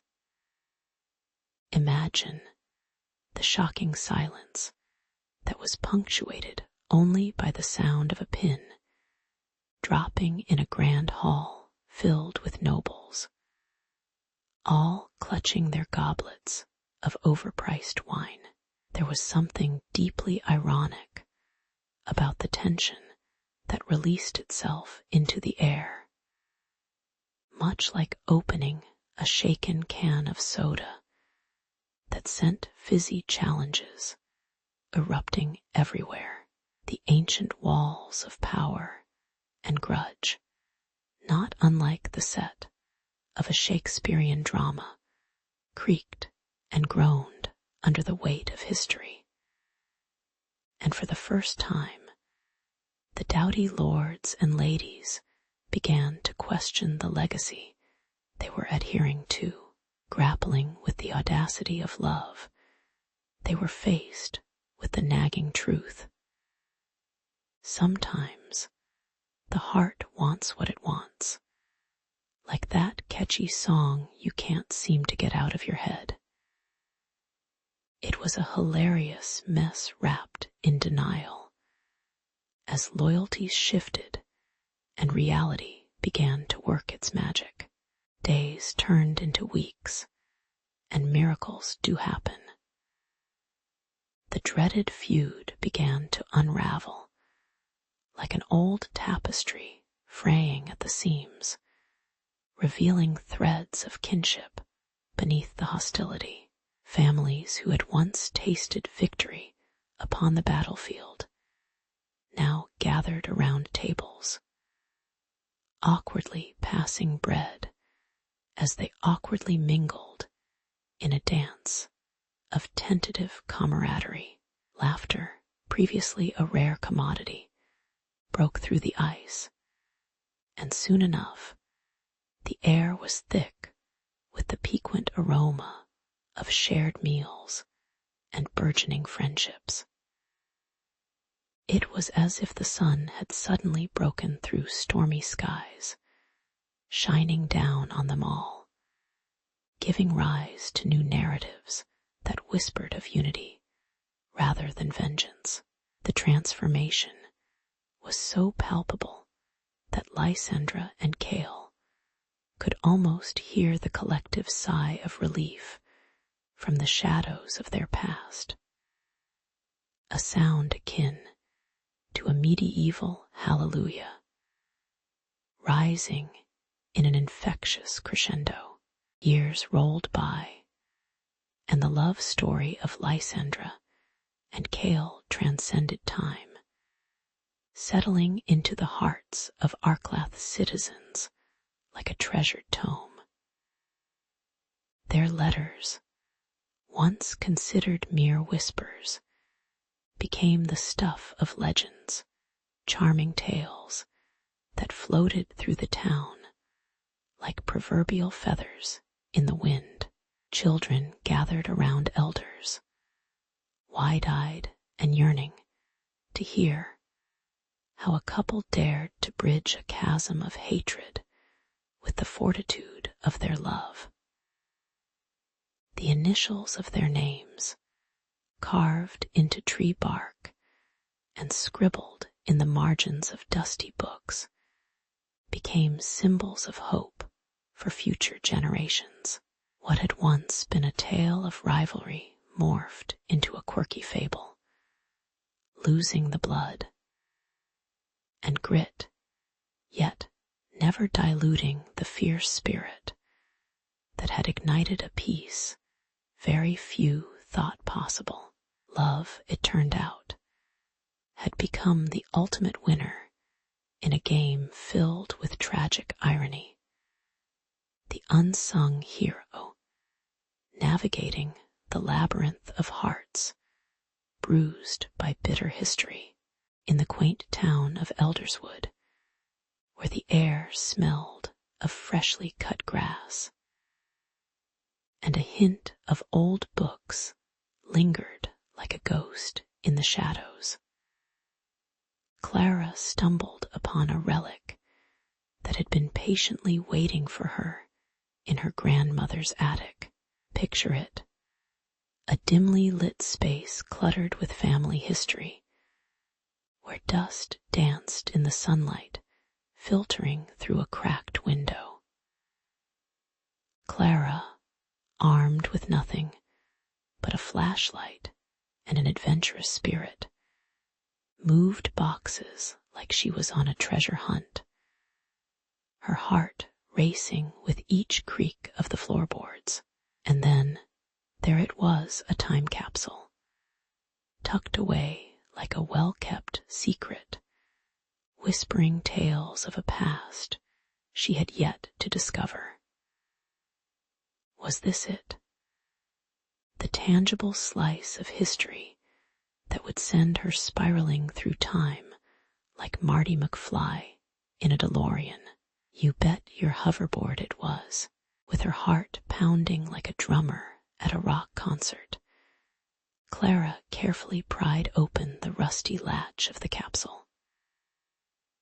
As the lid creaked open, an aroma of aged paper and faded ink greeted her, transporting her to a different era, a realm where love letters were the text messages of their day, minus the emojis, of course. Inside, a stack of yellowed letters lay cradled like fragile eggs in a nest, each one penned with an ink that spoke more passionately than 1,000 TikTok posts. The first letter read like a scene from a classic black and white film, words bursting with longing and affection from a soldier named Samuel to his beloved Leela, reading Samuel's sweet nothings wrapped in the cold embrace of World War II, brought tears to Clara's eyes as she found herself falling through the pages into a world of hope amidst despair. Samuel's words were more than just fond declarations. They were a bridge, a connection linking Clara to a time of rationed chocolate and jazz music that crackled through the airwaves. She could almost hear the war cries mingling with the melodious tunes, feel the thrum of uncertainty under the surface of their bliss. With each letter Clara absorbed, she began to understand the grit and joy of their lives, how love thrived even when the world seemed consumed by chaos, like a flower growing through a crack in the sidewalk. Stubborn and resilient, there was a certain irony in the way she immersed herself in their emotions, as if she were stalking them through time, lurking behind the curtains of their lives, trying to decode a puzzle she never knew existed. And just like that, she was hooked, her curiosity turning into a fierce determination to uncover their fate. their happily ever after, or lack thereof. As she delved deeper into the letters, Clara discovered a tapestry of emotions, each note revealing pieces of Leela and Samuel's lives intertwined with history. It was like uncovering her favorite Netflix series, episode by episode. Only this was the real deal, a historical drama with a dash of romance, heartbreak, and a few gut-wrenching cliffhangers. Was Leela waiting for Samuel to return, her heart heavy with longing? Or did fate intervene with the same cruel twist that would make any soap opera writer proud, snatching their love story from the hands of destiny? With the world buzzing around her, Clara felt the familiar tick-tock of the clock reminding her, if she wanted to figure out what really happened, she had better act fast. History waits for no one, not even the most passionate of hearts, determined to be the Sherlock Holmes of love stories, or at the very least, a modern-day Nancy Drew. Clara set out on a quest to unearth more about Samuel and Leela's lives. With a detective's zeal, she scoured public records, interviewed aging townsfolk like they were legends holding the keys to the universe, and pieced together fragments of a love that stood the test of time. What she found, however, was no fairy tale. Instead, it revealed the complexities of love against the backdrop of war, separating hearts with unyielding distance, a poignant reminder that real stories often come painted in shades of gray. Yet Clara's heart swelled with hope, each revelation nudging her closer to their truth. In her small town of Elderswood, a tale of passion bound by time was waiting to be told, and she would be the one to bring it to life, with all its secrets laid bare for the world to hear. Clara bundled herself in a faded wool sweater, the kind that wrapped around her like a comforting memory, as she stepped into the crisp Elderswood air.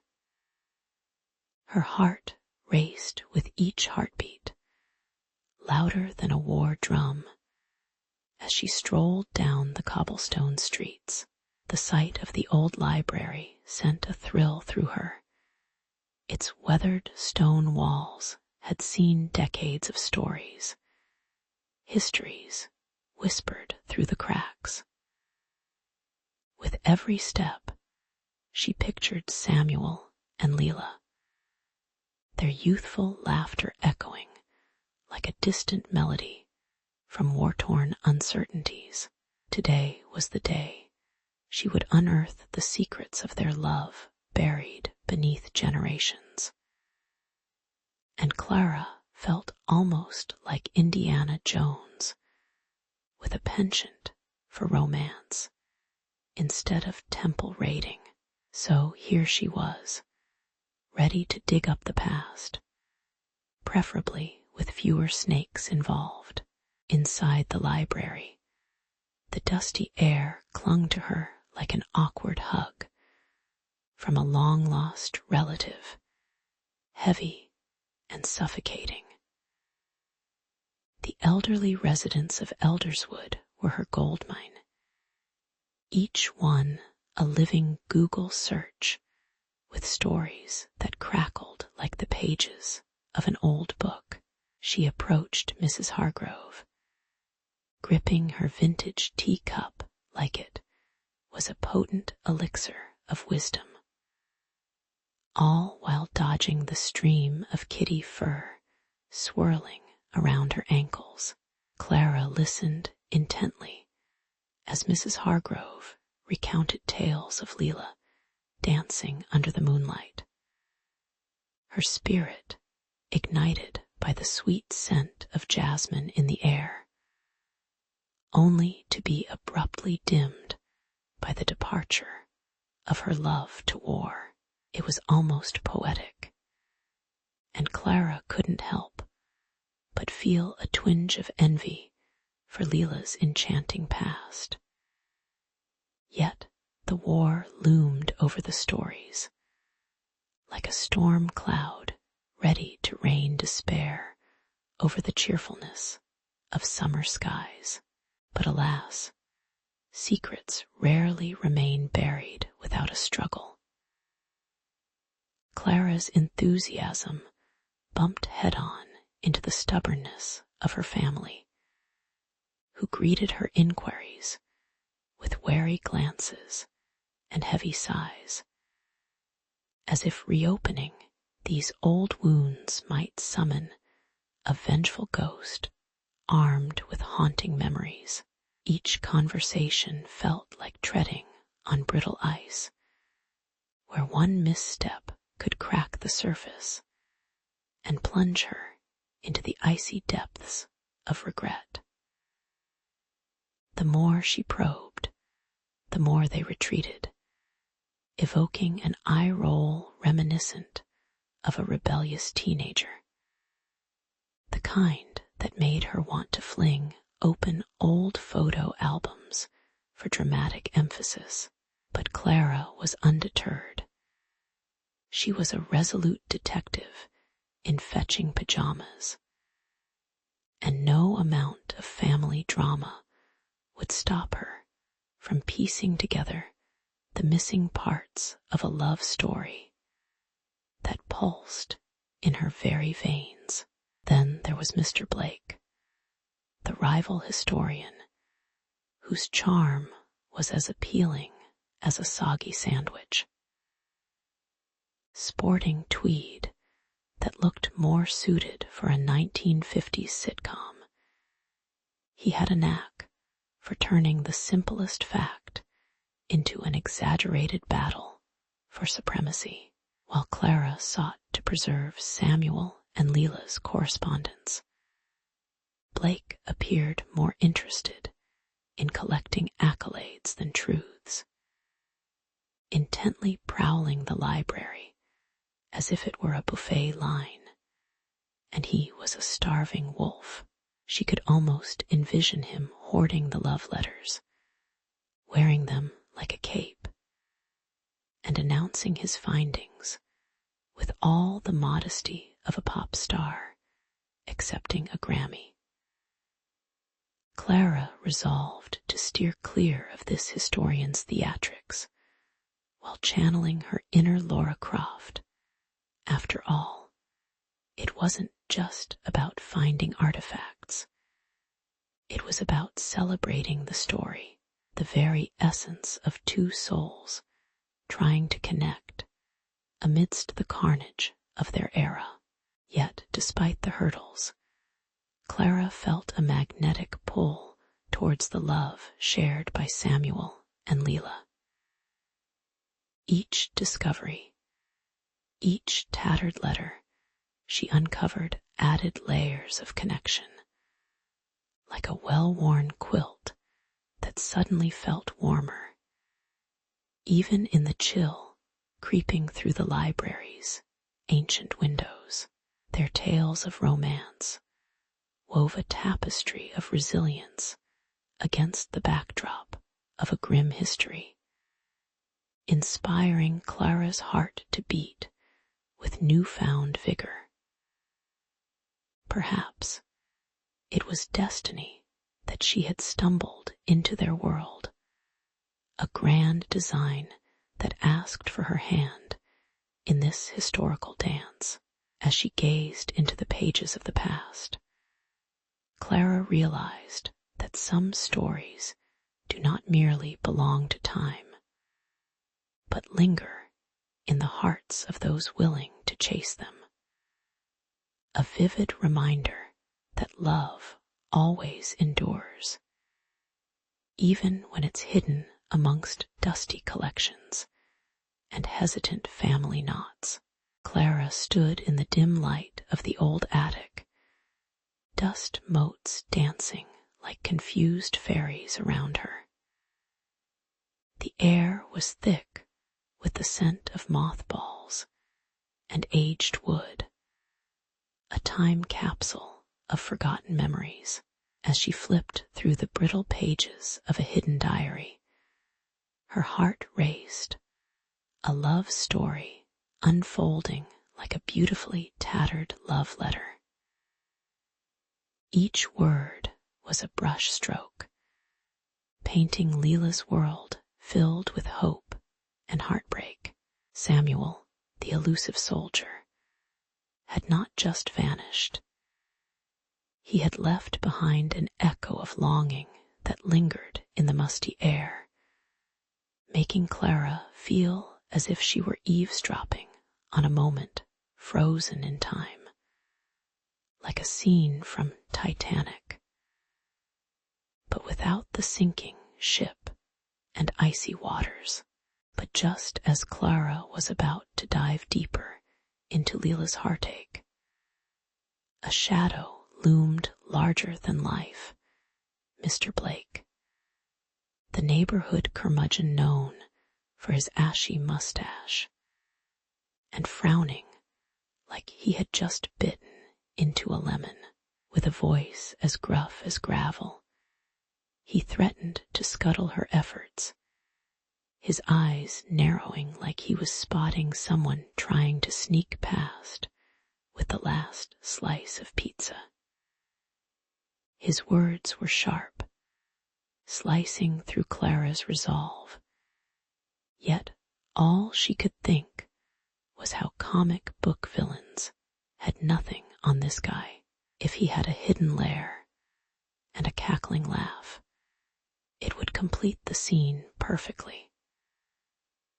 Clara knew she needed to rally against this modern-day Scrooge before he dashed her dreams of honoring Leela's love in a world that seemed eager to forget. The pressure mounted like steam in a pressure cooker, hissing and bubbling as Clara wrestled with timelines, letters, and more than a few late-night snacks. She could almost hear the ticking clock counting down as she pieced together snippets of Leela's diary, full of dreams as whimsical as a Disney movie, but grounded in the grittiness of reality. "Oh, Samuel," Leela had written, "how can a heart remain whole when its other half is miles away?" Clara could almost picture Leela in her vintage braids, sitting beneath an oak tree with ink-stained fingers, hopelessly pining for a love sewn together by letters, and a hope that kept fraying at the edges. It felt like a scene from The Notebook, but with more sentimental moans and less Ryan Gosling. Meanwhile, Mr. Blake prowled like a cat with a vendetta, whispering threats, pushing forward his misguided notions about privacy as if they were gospel. He insisted that the past should remain buried, like old hats nobody cared to wear anymore. Clara could feel the weight of his disapproval smothering her, a thick cloud ready to rain on her parade of rigor and research. But armed with Leela's story, the more she read, the more she felt a flaming determination rising, like watching the underdog claim victory in the final seconds in an underwhelming sports movie. She would uncover the full tale of love and loss, publishing it in big, bold letters if she had to, with Mr. Blake's grumpy mug stuck in a frame somewhere as the ultimate background character, with time slipping away like water through her fingers. Clara raced to connect the dots of a love story that deserved to see the light of day. The thrill of discovery tinged the air, mingling with the musty scent of history and ink as she dipped deeper into Leela's struggles and joys. It was a sense of urgency that was both thrilling and terrifying. The kind of adrenaline rush you get before a first date versus your all-time crush, exhilarating, yet completely nerve-wracking. Every letter she deciphered chained her closer to the essence of Leela and Samuel's love, like knitting the final stitches on a garment meant to keep their memory warm. Clara knew one thing for sure: she wouldn't let the flame of this story flicker out. Not while she still had breath in her body to make sure their love lived on, long after Mr. Blake's shadow faded. As the sun broke through the dappled canopy of leaves, Clara stood before the crowd assembled in the old community hall, her heart racing faster than the neighborhood gossip at a backyard barbecue. Banners fluttered in the soft spring breeze, each one proclaiming the promise of a love story long forgotten in the dusty corners of history. Today wasn't just any event, it was a pilgrimage through time, a celebration of the love between Samuel and Leela, two souls entangled in a romance that had weathered the storms of secrecy and silence. Clara could almost hear the whispers of their letters, the ink still trembling with emotion, and she felt the weight of generations resting on her shoulders. The scent of homemade cookies wafted through the air, blending with the warm notes of nostalgia, wrapping around her like a comforting quilt as she prepared to unveil their story to the world. But just as Clara was about to take the stage, a familiar shadow fell across the room. None other than Mr. Blake, the self-appointed guardian of the town's whispered scandals and unofficial antagonist of love stories everywhere. With a sneer that could curdle milk, he strutted about, trying to sow discontent among the attendees, his voice dripping with sarcasm that could rival any reality TV show villain. What's next, Clara? A musical number to cap off this divine melodrama, he quipped, but the community wasn't having it. Like a herd of protective sheep rallying around their shepherd, the townsfolk began murmuring, their eyes blazing with a fierce loyalty that was at least 20 years in the making. They rallied behind Clara, ready to confront the naysayer with the kind of support that could turn even the iciest hearts into puddles of melting chocolate on a summer day. With a deep breath, Clara ignited her passion and stepped into the spotlight, the warmth of the stage lights almost making her giddy with anticipation. Her voice flowed like a gentle river, carrying the audience through the highs and lows of Samuel and Leela's transcendent romance, punctuated by laughing flourishes and a few misty-eyed moments that nearly spilled over into the audience's collective hearts. The letters, Elizabethan in their earnestness, painted the walls of the community hall with vibrant strokes of love and longing, the emotions hanging in the air like fragrant blooms in springtime. Audience members leaned forward, caught in a web of tales that felt tantalizingly familiar, whispering secrets that echoed through time, as if they had just stumbled upon a juicy bit from a romance novel, or perhaps an emotional season finale of their favorite soap opera. Clara watched as sassy Sally wiped a tear from her eye, wonderstruck. It seemed the essence of love was a language everyone could understand. Just as Clara was settling into the rhythm of her storytelling, an elderly woman shuffled down the aisle, her gait slow but purposeful, like she was traversing a particularly complacent catwalk. To bewildered eyebrows raised in confusion, she cleared her throat, a sound as crackling as autumn leaves underfoot, and whispered a name that sent shockwaves through the room. "I am Leela's sister," she said, her voice trembling like a leaf, anticipating the fall.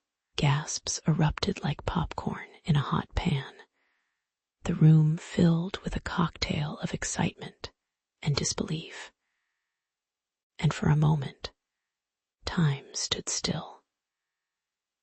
The weight of 100 unresolved questions hung in the air like a superhero's cape, and Clara felt as though she had stumbled into an unexpected plot twist worthy of a M. Night Shyamalan film. With the crack of a proverbial whiplash, the room shifted once more as the sister unveiled tales of heartbreak and happiness, offering a rich tapestry to the already colorful narrative.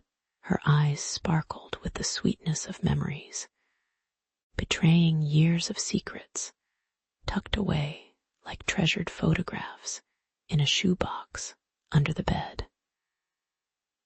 Leela's sister leaned close, sharing the bittersweet details that filled their family history with threads of joy and sorrow all at once.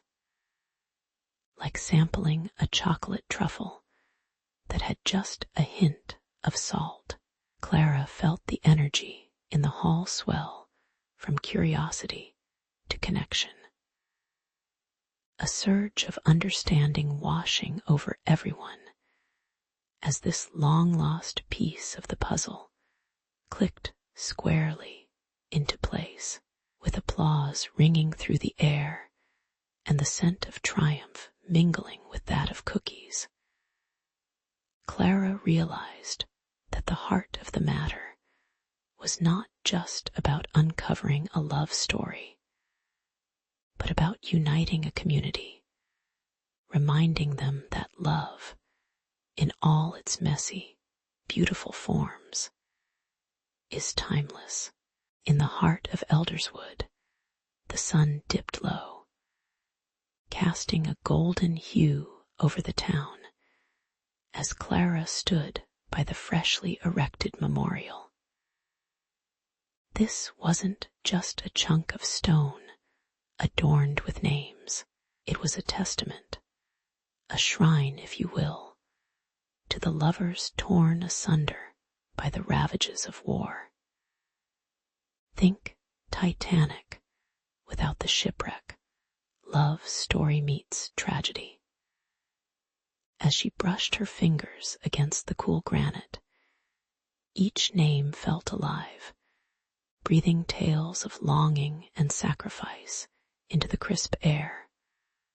A perfume of nostalgia weaving through the crowd gathered around her. Clara could almost hear the whispers of Samuel and Leela floating around, as if the universe conspired to keep their story untarnished through time's relentless march. Who would have thought that a simple girl with a deep-seated love for history would become the chronicler of such epic romances? Work on the memorial hadn't been all roses and rainbows, though Clara and Leela's sister shared more than a bond over love. They shared a steely determination masked by coffee-fueled mornings and late-night debates over the best way to carve heart-shaped initials. Imagine battles of wits over lattes that would make the Great British Bake Off look like a picnic in the park.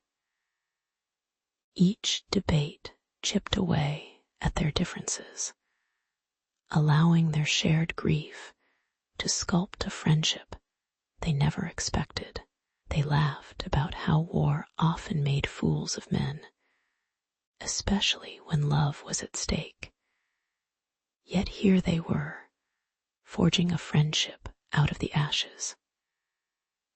Together, they transformed their sorrow into something tangible, turning shards of broken hearts into instants of joy and remembrance amidst the gentle rustle of autumn leaves. As the last piece of the memorial was set in place, Clara found herself awash in a tidal wave of reflection. The stories she had unearthed, those whispered devotions penned in fading ink, now felt like living, breathing entities. Each tale of heartbreak ignited in her the realization that love was indeed timeless, a force so strong it transcended the confines of life and death. Picture Clara standing there, channeling her inner Tony Stark, believing each story added a new layer of armor against the loneliness we all fear, like a love letter written across generations. Samuel and Leela danced through her mind, their yearning illuminating the darkest corners of her soul, proving that every heart, no matter how shattered, could find a way to beat again. With her boots firmly planted in elderswood, Clara ventured into the community with a newfound zeal, buoyed by the connections blossoming around her. With every shared story from neighbors over sidewalk chalk designs and picnics in the park, she felt the weight of history being lifted, like throwing open the shutters of a long-abandoned house to let in the sunlight. People gathered, not just for the memorial, but to rediscover love in their own right, sparking rekindled romance, while reminiscing about their own epic tales, which were often laced with just as much irony and comic calamity as a rom-com gone awry. Love Gone Wrong, the local edition, she thought, biting back a giggle. It felt as if Clara had unlocked something deeper than nostalgia. She had released an entire wave of communal affection, bridging the past and the present. As night fell, Clara stood again at the foot of the memorial, now illuminated under a canopy of stars, each twinkling light echoing the countless stories of love like ancient constellations in the sky. The air buzzed with anticipation. Children chased fireflies, capturing the fleeting glow of childhood wonder, while couples found comfort in sharing quiet, knowing glances. Clara closed her eyes, inhaling the mingled scents of wildflowers and the smoky remnants of a nearby bonfire, feeling ever so slightly like a character plucked from a Jane Austen novel. Yes, love was messy, like trying to bake a souffle with no idea what a souffle was. But it was also lovely and rich, a tapestry woven from laughter, tears, and the inevitable quirks that make us human. With a heart full of gratitude, Clara knew she had embraced not just a legacy of love, but a revival, a relentless pulse of affection that would echo long after she and the memorial had faded into history. In the bustling heart of Mayfair, where champagne flowed like a river and laughter mingled with the warm glow of gaslight, Lady Clara Ashford stepped into the grand ballroom, her gown swirling like mist around her. The air was thick with the scent of roses and expensive perfumes, a heady mix that danced with the faintest hint of smoke from burning braziers. Clara's auburn hair, pinned with diamonds that sparkled with every flutter of her fan, caught the eyes of many, but it was the laughter and the music and the whispered gossip that held her captive, like the latest chapter of a novel she reluctantly adored. The room felt alive, each painted canvas and gilded mirror echoing the societal expectations that weighed down on her like a lead ball gown. While somewhere amidst the chaotic throng of the elite, her heart began to stir with an uncharted excitement. Then, as if plucked from a dream, she caught a glimpse of Mr. Thomas Barrett, the artist whose reputation was painted in shades of mystery and intrigue. He stood by a flickering candle, his silhouette framed by the soft glow, a rogue in a sea of stiff collars and starched cravats. Clara felt her breath catch, the world blurring at the edges as their eyes locked. A moment so electric she swore she could hear the crackle of the very air around them. She'd seen portraits that captured souls, but his gaze, all deep brown and playful mischief, sent a shockwave through her that rendered statuesque the chattering ladies and pompous lords surrounding her. It was utterly absurd, a mere glance in a room dense with decorum. Yet that glance promised a dozen adventures and whispered secrets, wrapped tightly in the velvet ropes of propriety. Oh, the irony! Here she was, Clara, bred among the aristocracy, expected to sip tea and discuss embroidery patterns, whilst her heart thumped to the wild rhythm of desire. Meanwhile, Mr. Barrett, an artist who flirted with societal scandal like a cat with a ball of yarn, seemed to shrug off the strictures of class with practiced ease. The muffled symphony of waltzes felt intimate yet distant, as Clara wrestled with the urge to leap from her pedestal and dance with audacity, the only rhythm she longed to follow. Yet the weight of her family's reputation, like an overstuffed corset, squeezed around her lungs, reminding her of the consequences that came with stepping outside her gilded cage. Would society brand her as the scandalous damsel who dared to yearn for a man daring enough to color outside the lines? As the evening wore on and the laughter echoed like a sweet haunting, Clara found herself lost in the delicate cadence of anticipation. She watched him mingle, his chalk-stained hands gesturing vaguely, speaking with an animated fervor that almost seemed to bypass the rules of polite conversation. A mirthful irony settled in her chest. What kind of future could blossom from a fleeting glance at a ball, of all places?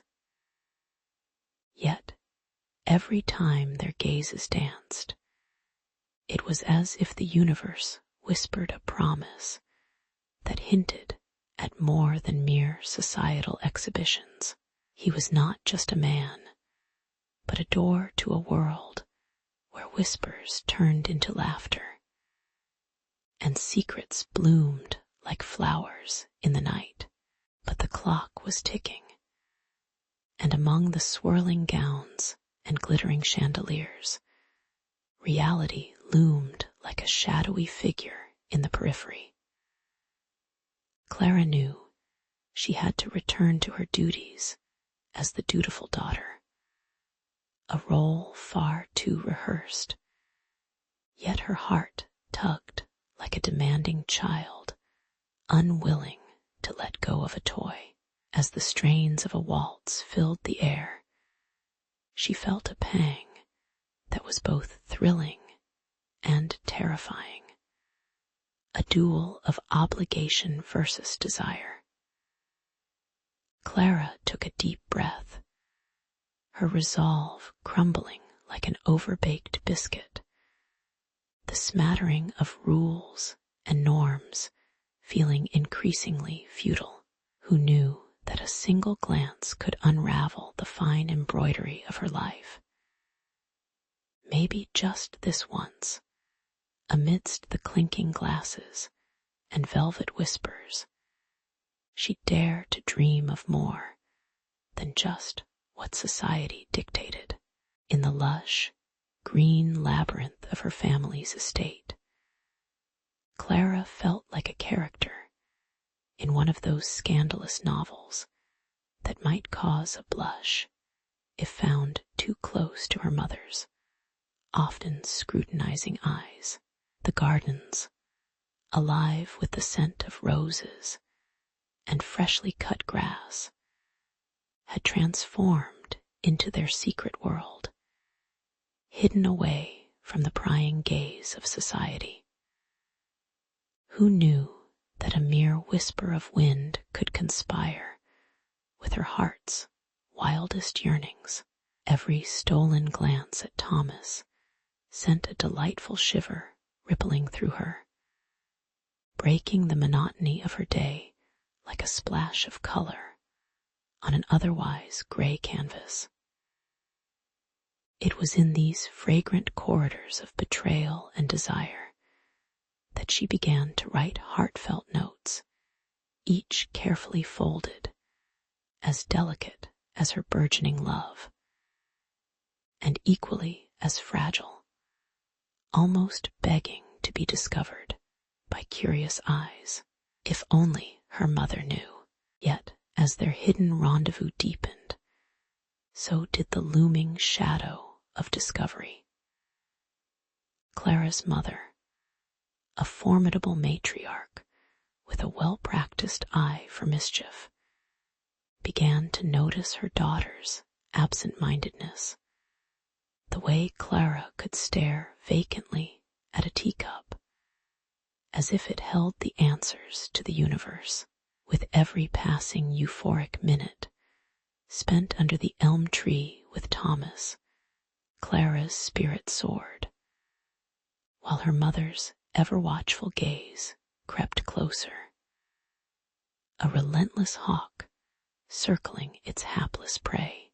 Meanwhile, the ladies of the town began to gossip like a pack of crows, their cawing growing louder with each passing day, about a mysterious artist whose work had been mesmerizing audiences. Clara just hoped that none of her mother's society friends would connect the dots. Imagine the scandal if they learned she was dabbling in both love and art.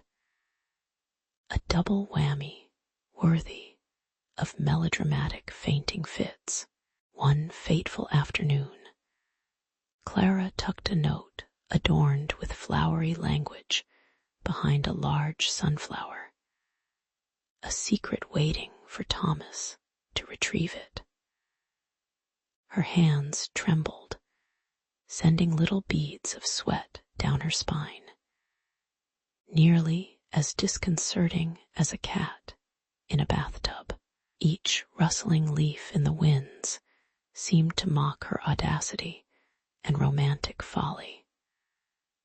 What if Thomas never found it?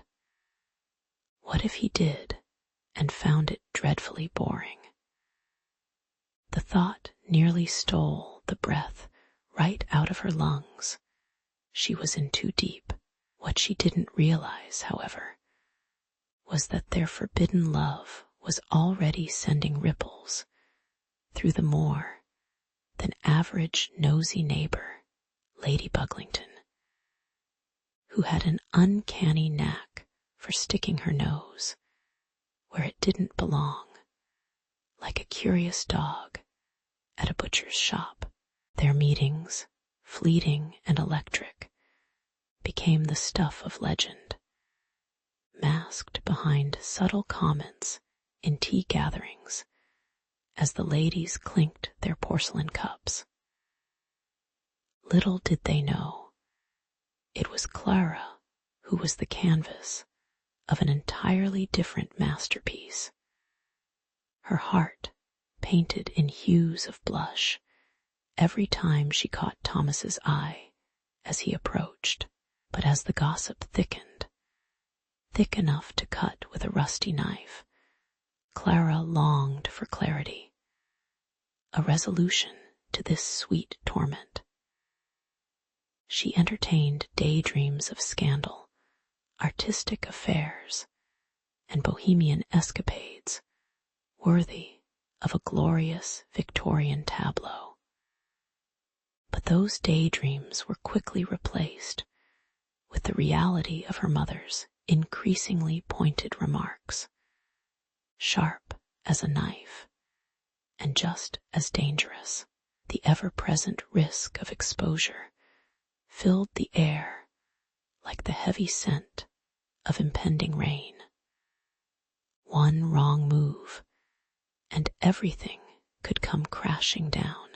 Yet, in the midst of her entangling emotions and societal intrigue, Clara found herself doubling down on her love, refusing to let any outside pressure flicker out the flame inside her.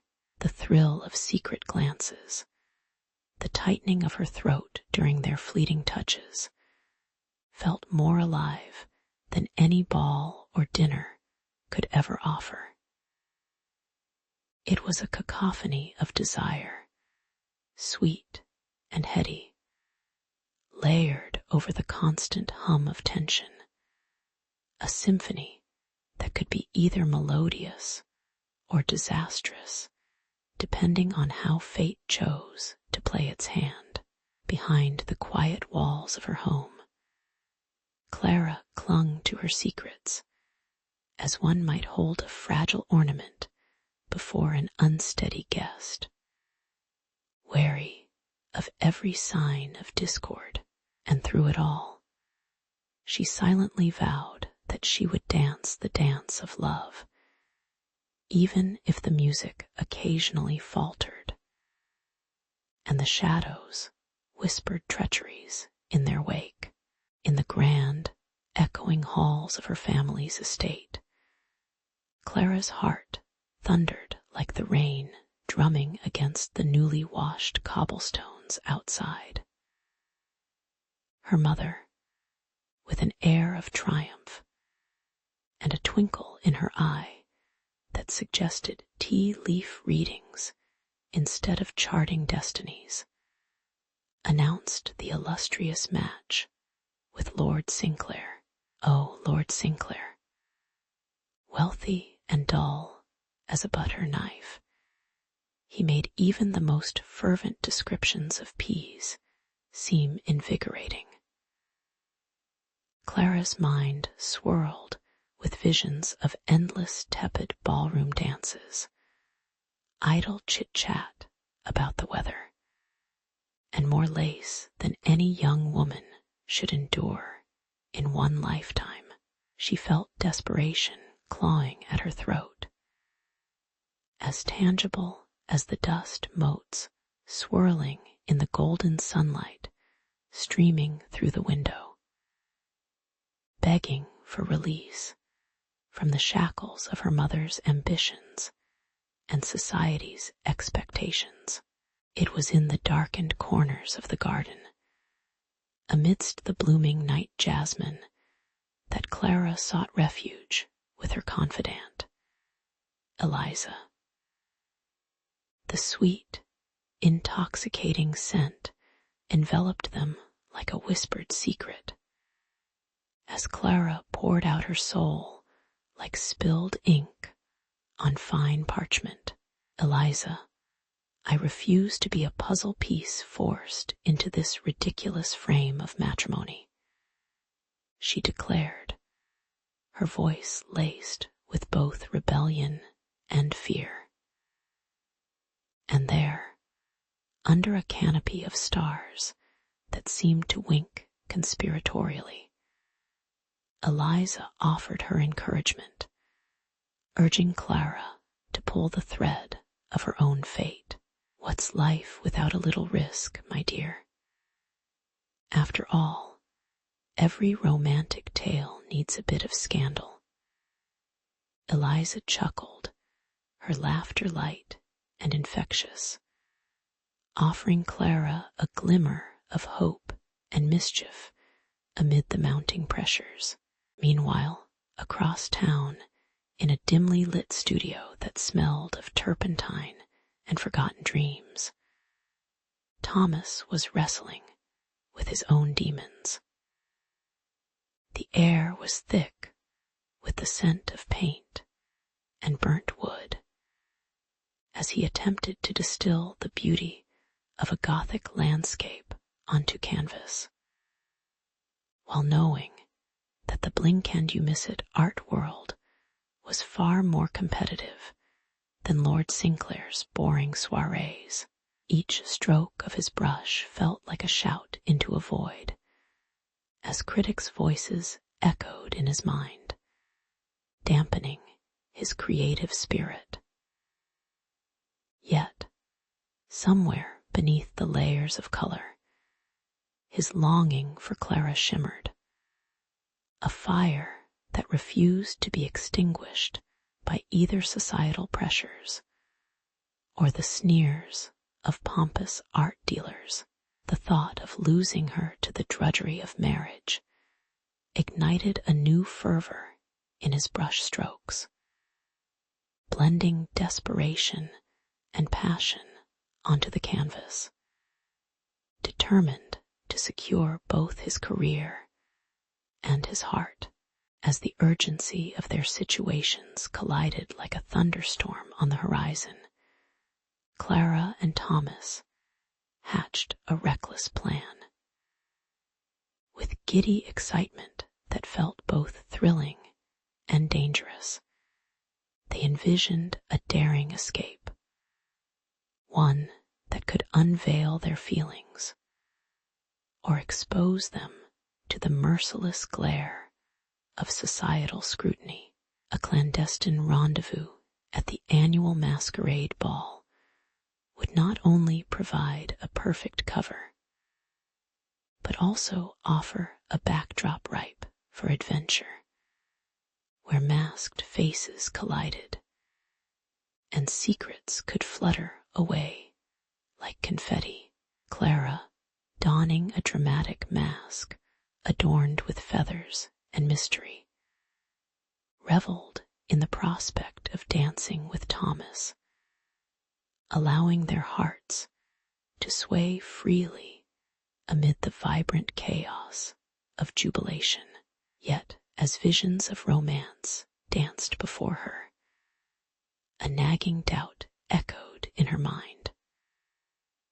Would their love survive the storm brewing upon their romantic horizon? On the night of the ball, the air crackled with electricity, and the grand chandeliers hung like metaphorical nooses over the unsuspecting couples, blissfully unaware of the secrets weaving through their laughter.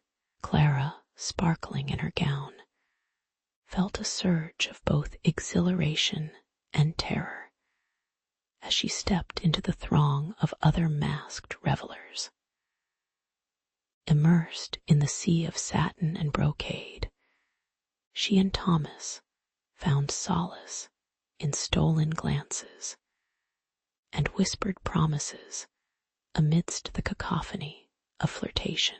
Yet, even as they danced beneath a shower of glimmering confetti, shadows of societal consequence loomed large, casting doubt over their every move.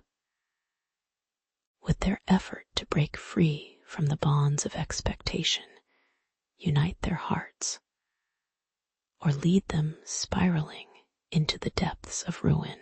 Only time would unravel their fate, much like the plot of a melodrama playing out in real life, fraught with romance and peril at every turn. The grand ballroom shimmered like a night sky strewn with diamonds, the chandeliers casting a warm glow over silk and satin-clad figures twirling to the strains of a lively waltz. But amid the laughter and clinking of crystal goblets, Clara felt as though she stood on the precipice of a precipice, her heart a tempest of emotion. Dressed in a gown the color of ripe plums, she could smell the distinct blend of lavender, perfume wafting from her own collar, an aromatic attempt to mask the bitterness of anxiety lingering in her chest. The tantalizing aromas of roasted meats and rich pastries filled the air. But Clara was far too lost in her thoughts, tasting only the metallic tang of dread on her tongue. It was a night intended for celebration. Yet everything felt oddly out of focus, as if the world were painted in muted shades of gray, while her heart screamed in vibrant hues of crimson and gold. As her betrothed, Lord Edwin, lounged nearby, charming the crowd with tales of his adventurous exploits, Clara's resolve began hardening like concrete. The man, with his slicked-back hair and wardrobe that screamed, "I'm rich," a sentiment not far off from arrogance, did little to ease her turmoil. He laughed a little too loudly, his eyes gleaming with a confidence that set Clara's teeth on edge. Just as a dull throb had settled itself at the base of her skull, Clara spotted Thomas across the room, his presence parting the sea of mingling aristocrats like Moses with a bunch of crinoline-clad followers. That mere glance at his familiar, kind eyes sent electricity crackling through the air, igniting a foolish hope in her heart, and with it, a daring thought. Perhaps love could conquer more than just the chintz of the day's deeply entrenched conventions. And so, on the very cusp of her engagement ball, Clara inhaled deeply, recalling the fervent whispers they had shared in the moonlight, the tender brush of his hand against hers, a secret language that transcended the stifling air of societal expectation. The crowd buzzed with pleasantries, oblivious to the tempest brewing in the depths of her being. Her heart raced, each thud echoing like a war drum, rallying her against the shaming tide of their world.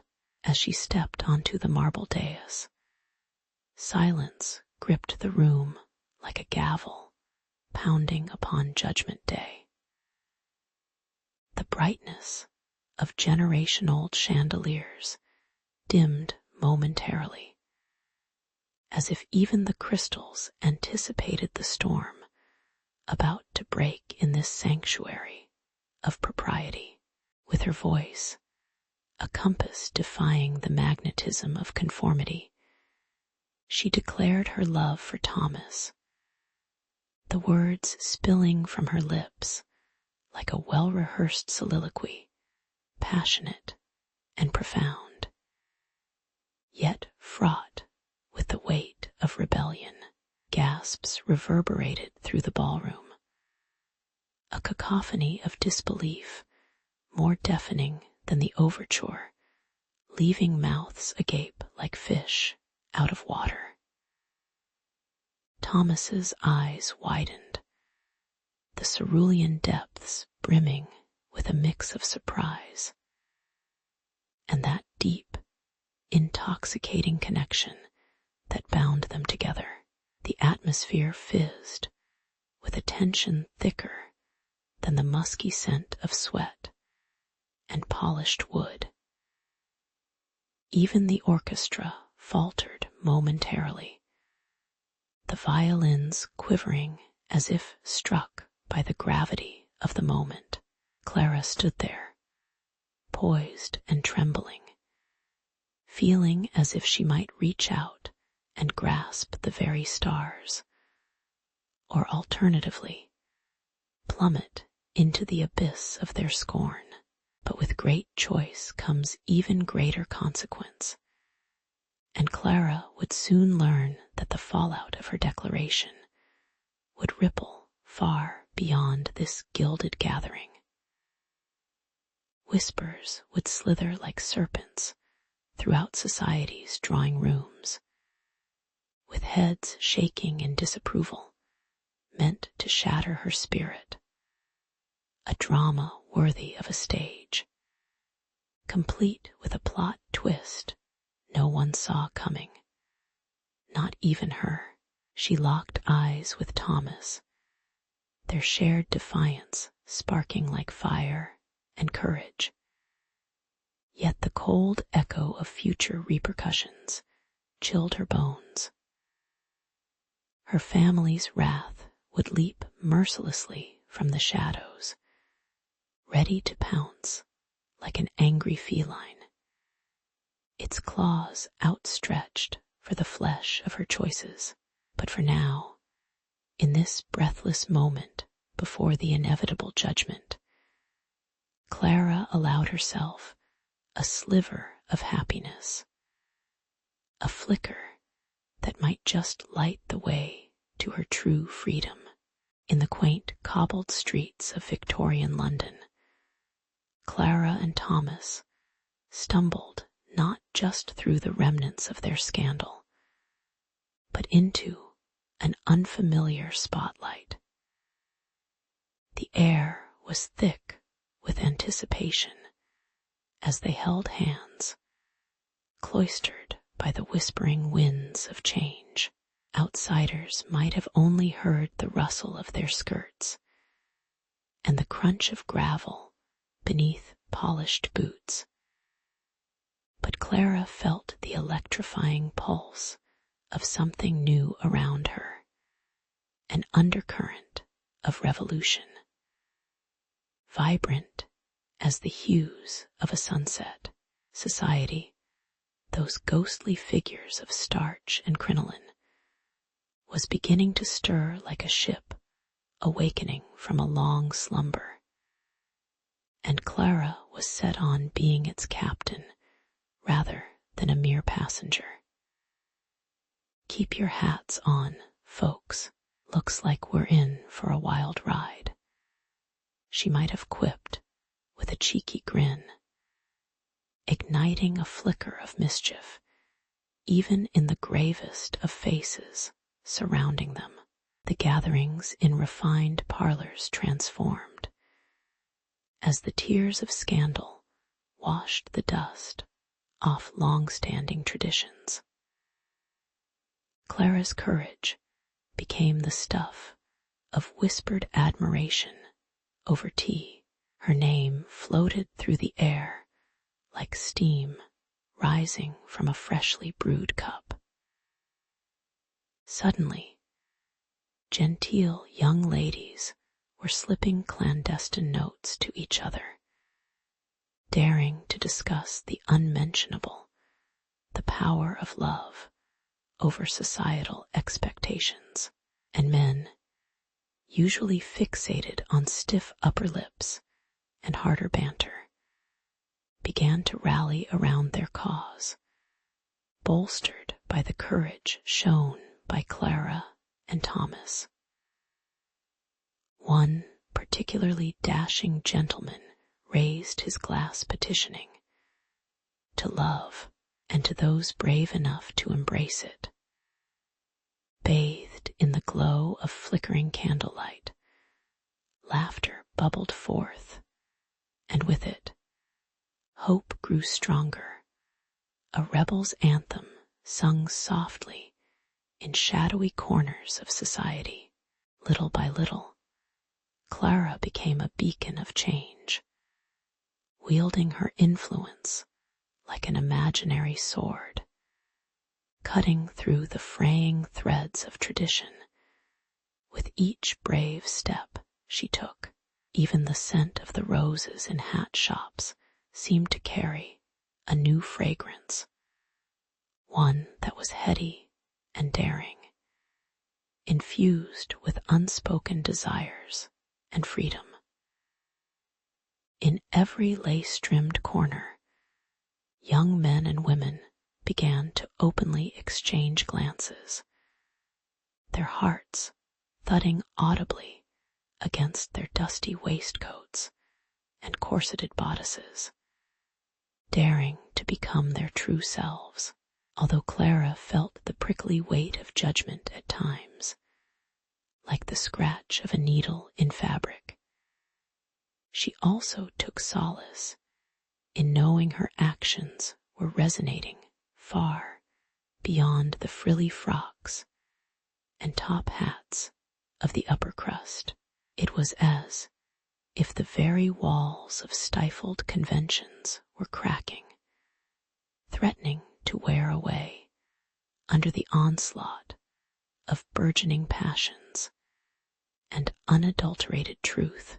But the road to such audacity was littered with the rubble of lost enmity, and Clara wasn't naive to the fact that battles would still be fought. Overwhelmingly, the clinking of teacups was often drowned out by the sharp gasp from the traditionalists, a melodramatic gasp that echoed more than once at soirees. As people recoiled at the mere mention of the love Clara and Thomas dared to profess, heads turned and eyebrows shot up. Think of it as the societal equivalent of a dramatic plot twist worthy of a raucous penny dreadful. Yet Clara reveled in the irony. Their shock only fueled her resolve, and she couldn't help but chuckle at the absurdity of a world anchored so firmly in the weight of acceptable decorum. Oh, darling, look at their faces. It's a good thing we're not here for their approval, but for the dance of our hearts, she would murmur sweetly to Thomas between stolen gazes and smirking laughter in the dim light of crystal chandeliers as dawn broke over London, illuminating the sky with soft peach and gold. Clara and Thomas finally found their footing amidst the shifting sands of societal expectations. Their clandestine love transformed into something brimming with authenticity, buoyed not just by the dreams of two lovers, but by the hopes of kindred spirits yearning for change. Each day became a treasure trove of shared glances, gentle touches, and tender smiles, a collage of ecstatic moments that sparkled like sunlight on rippling waters. The air crackled with possibilities, and Clara walked through the streets, feeling the warmth of 1,000 eyes that no longer judged, but celebrated their union. In that moment, under the approving gaze of a new wave of society, Clara and Thomas were no longer mere participants in life. They had transformed into pioneers of passion in a world thrillingly unbound by the past.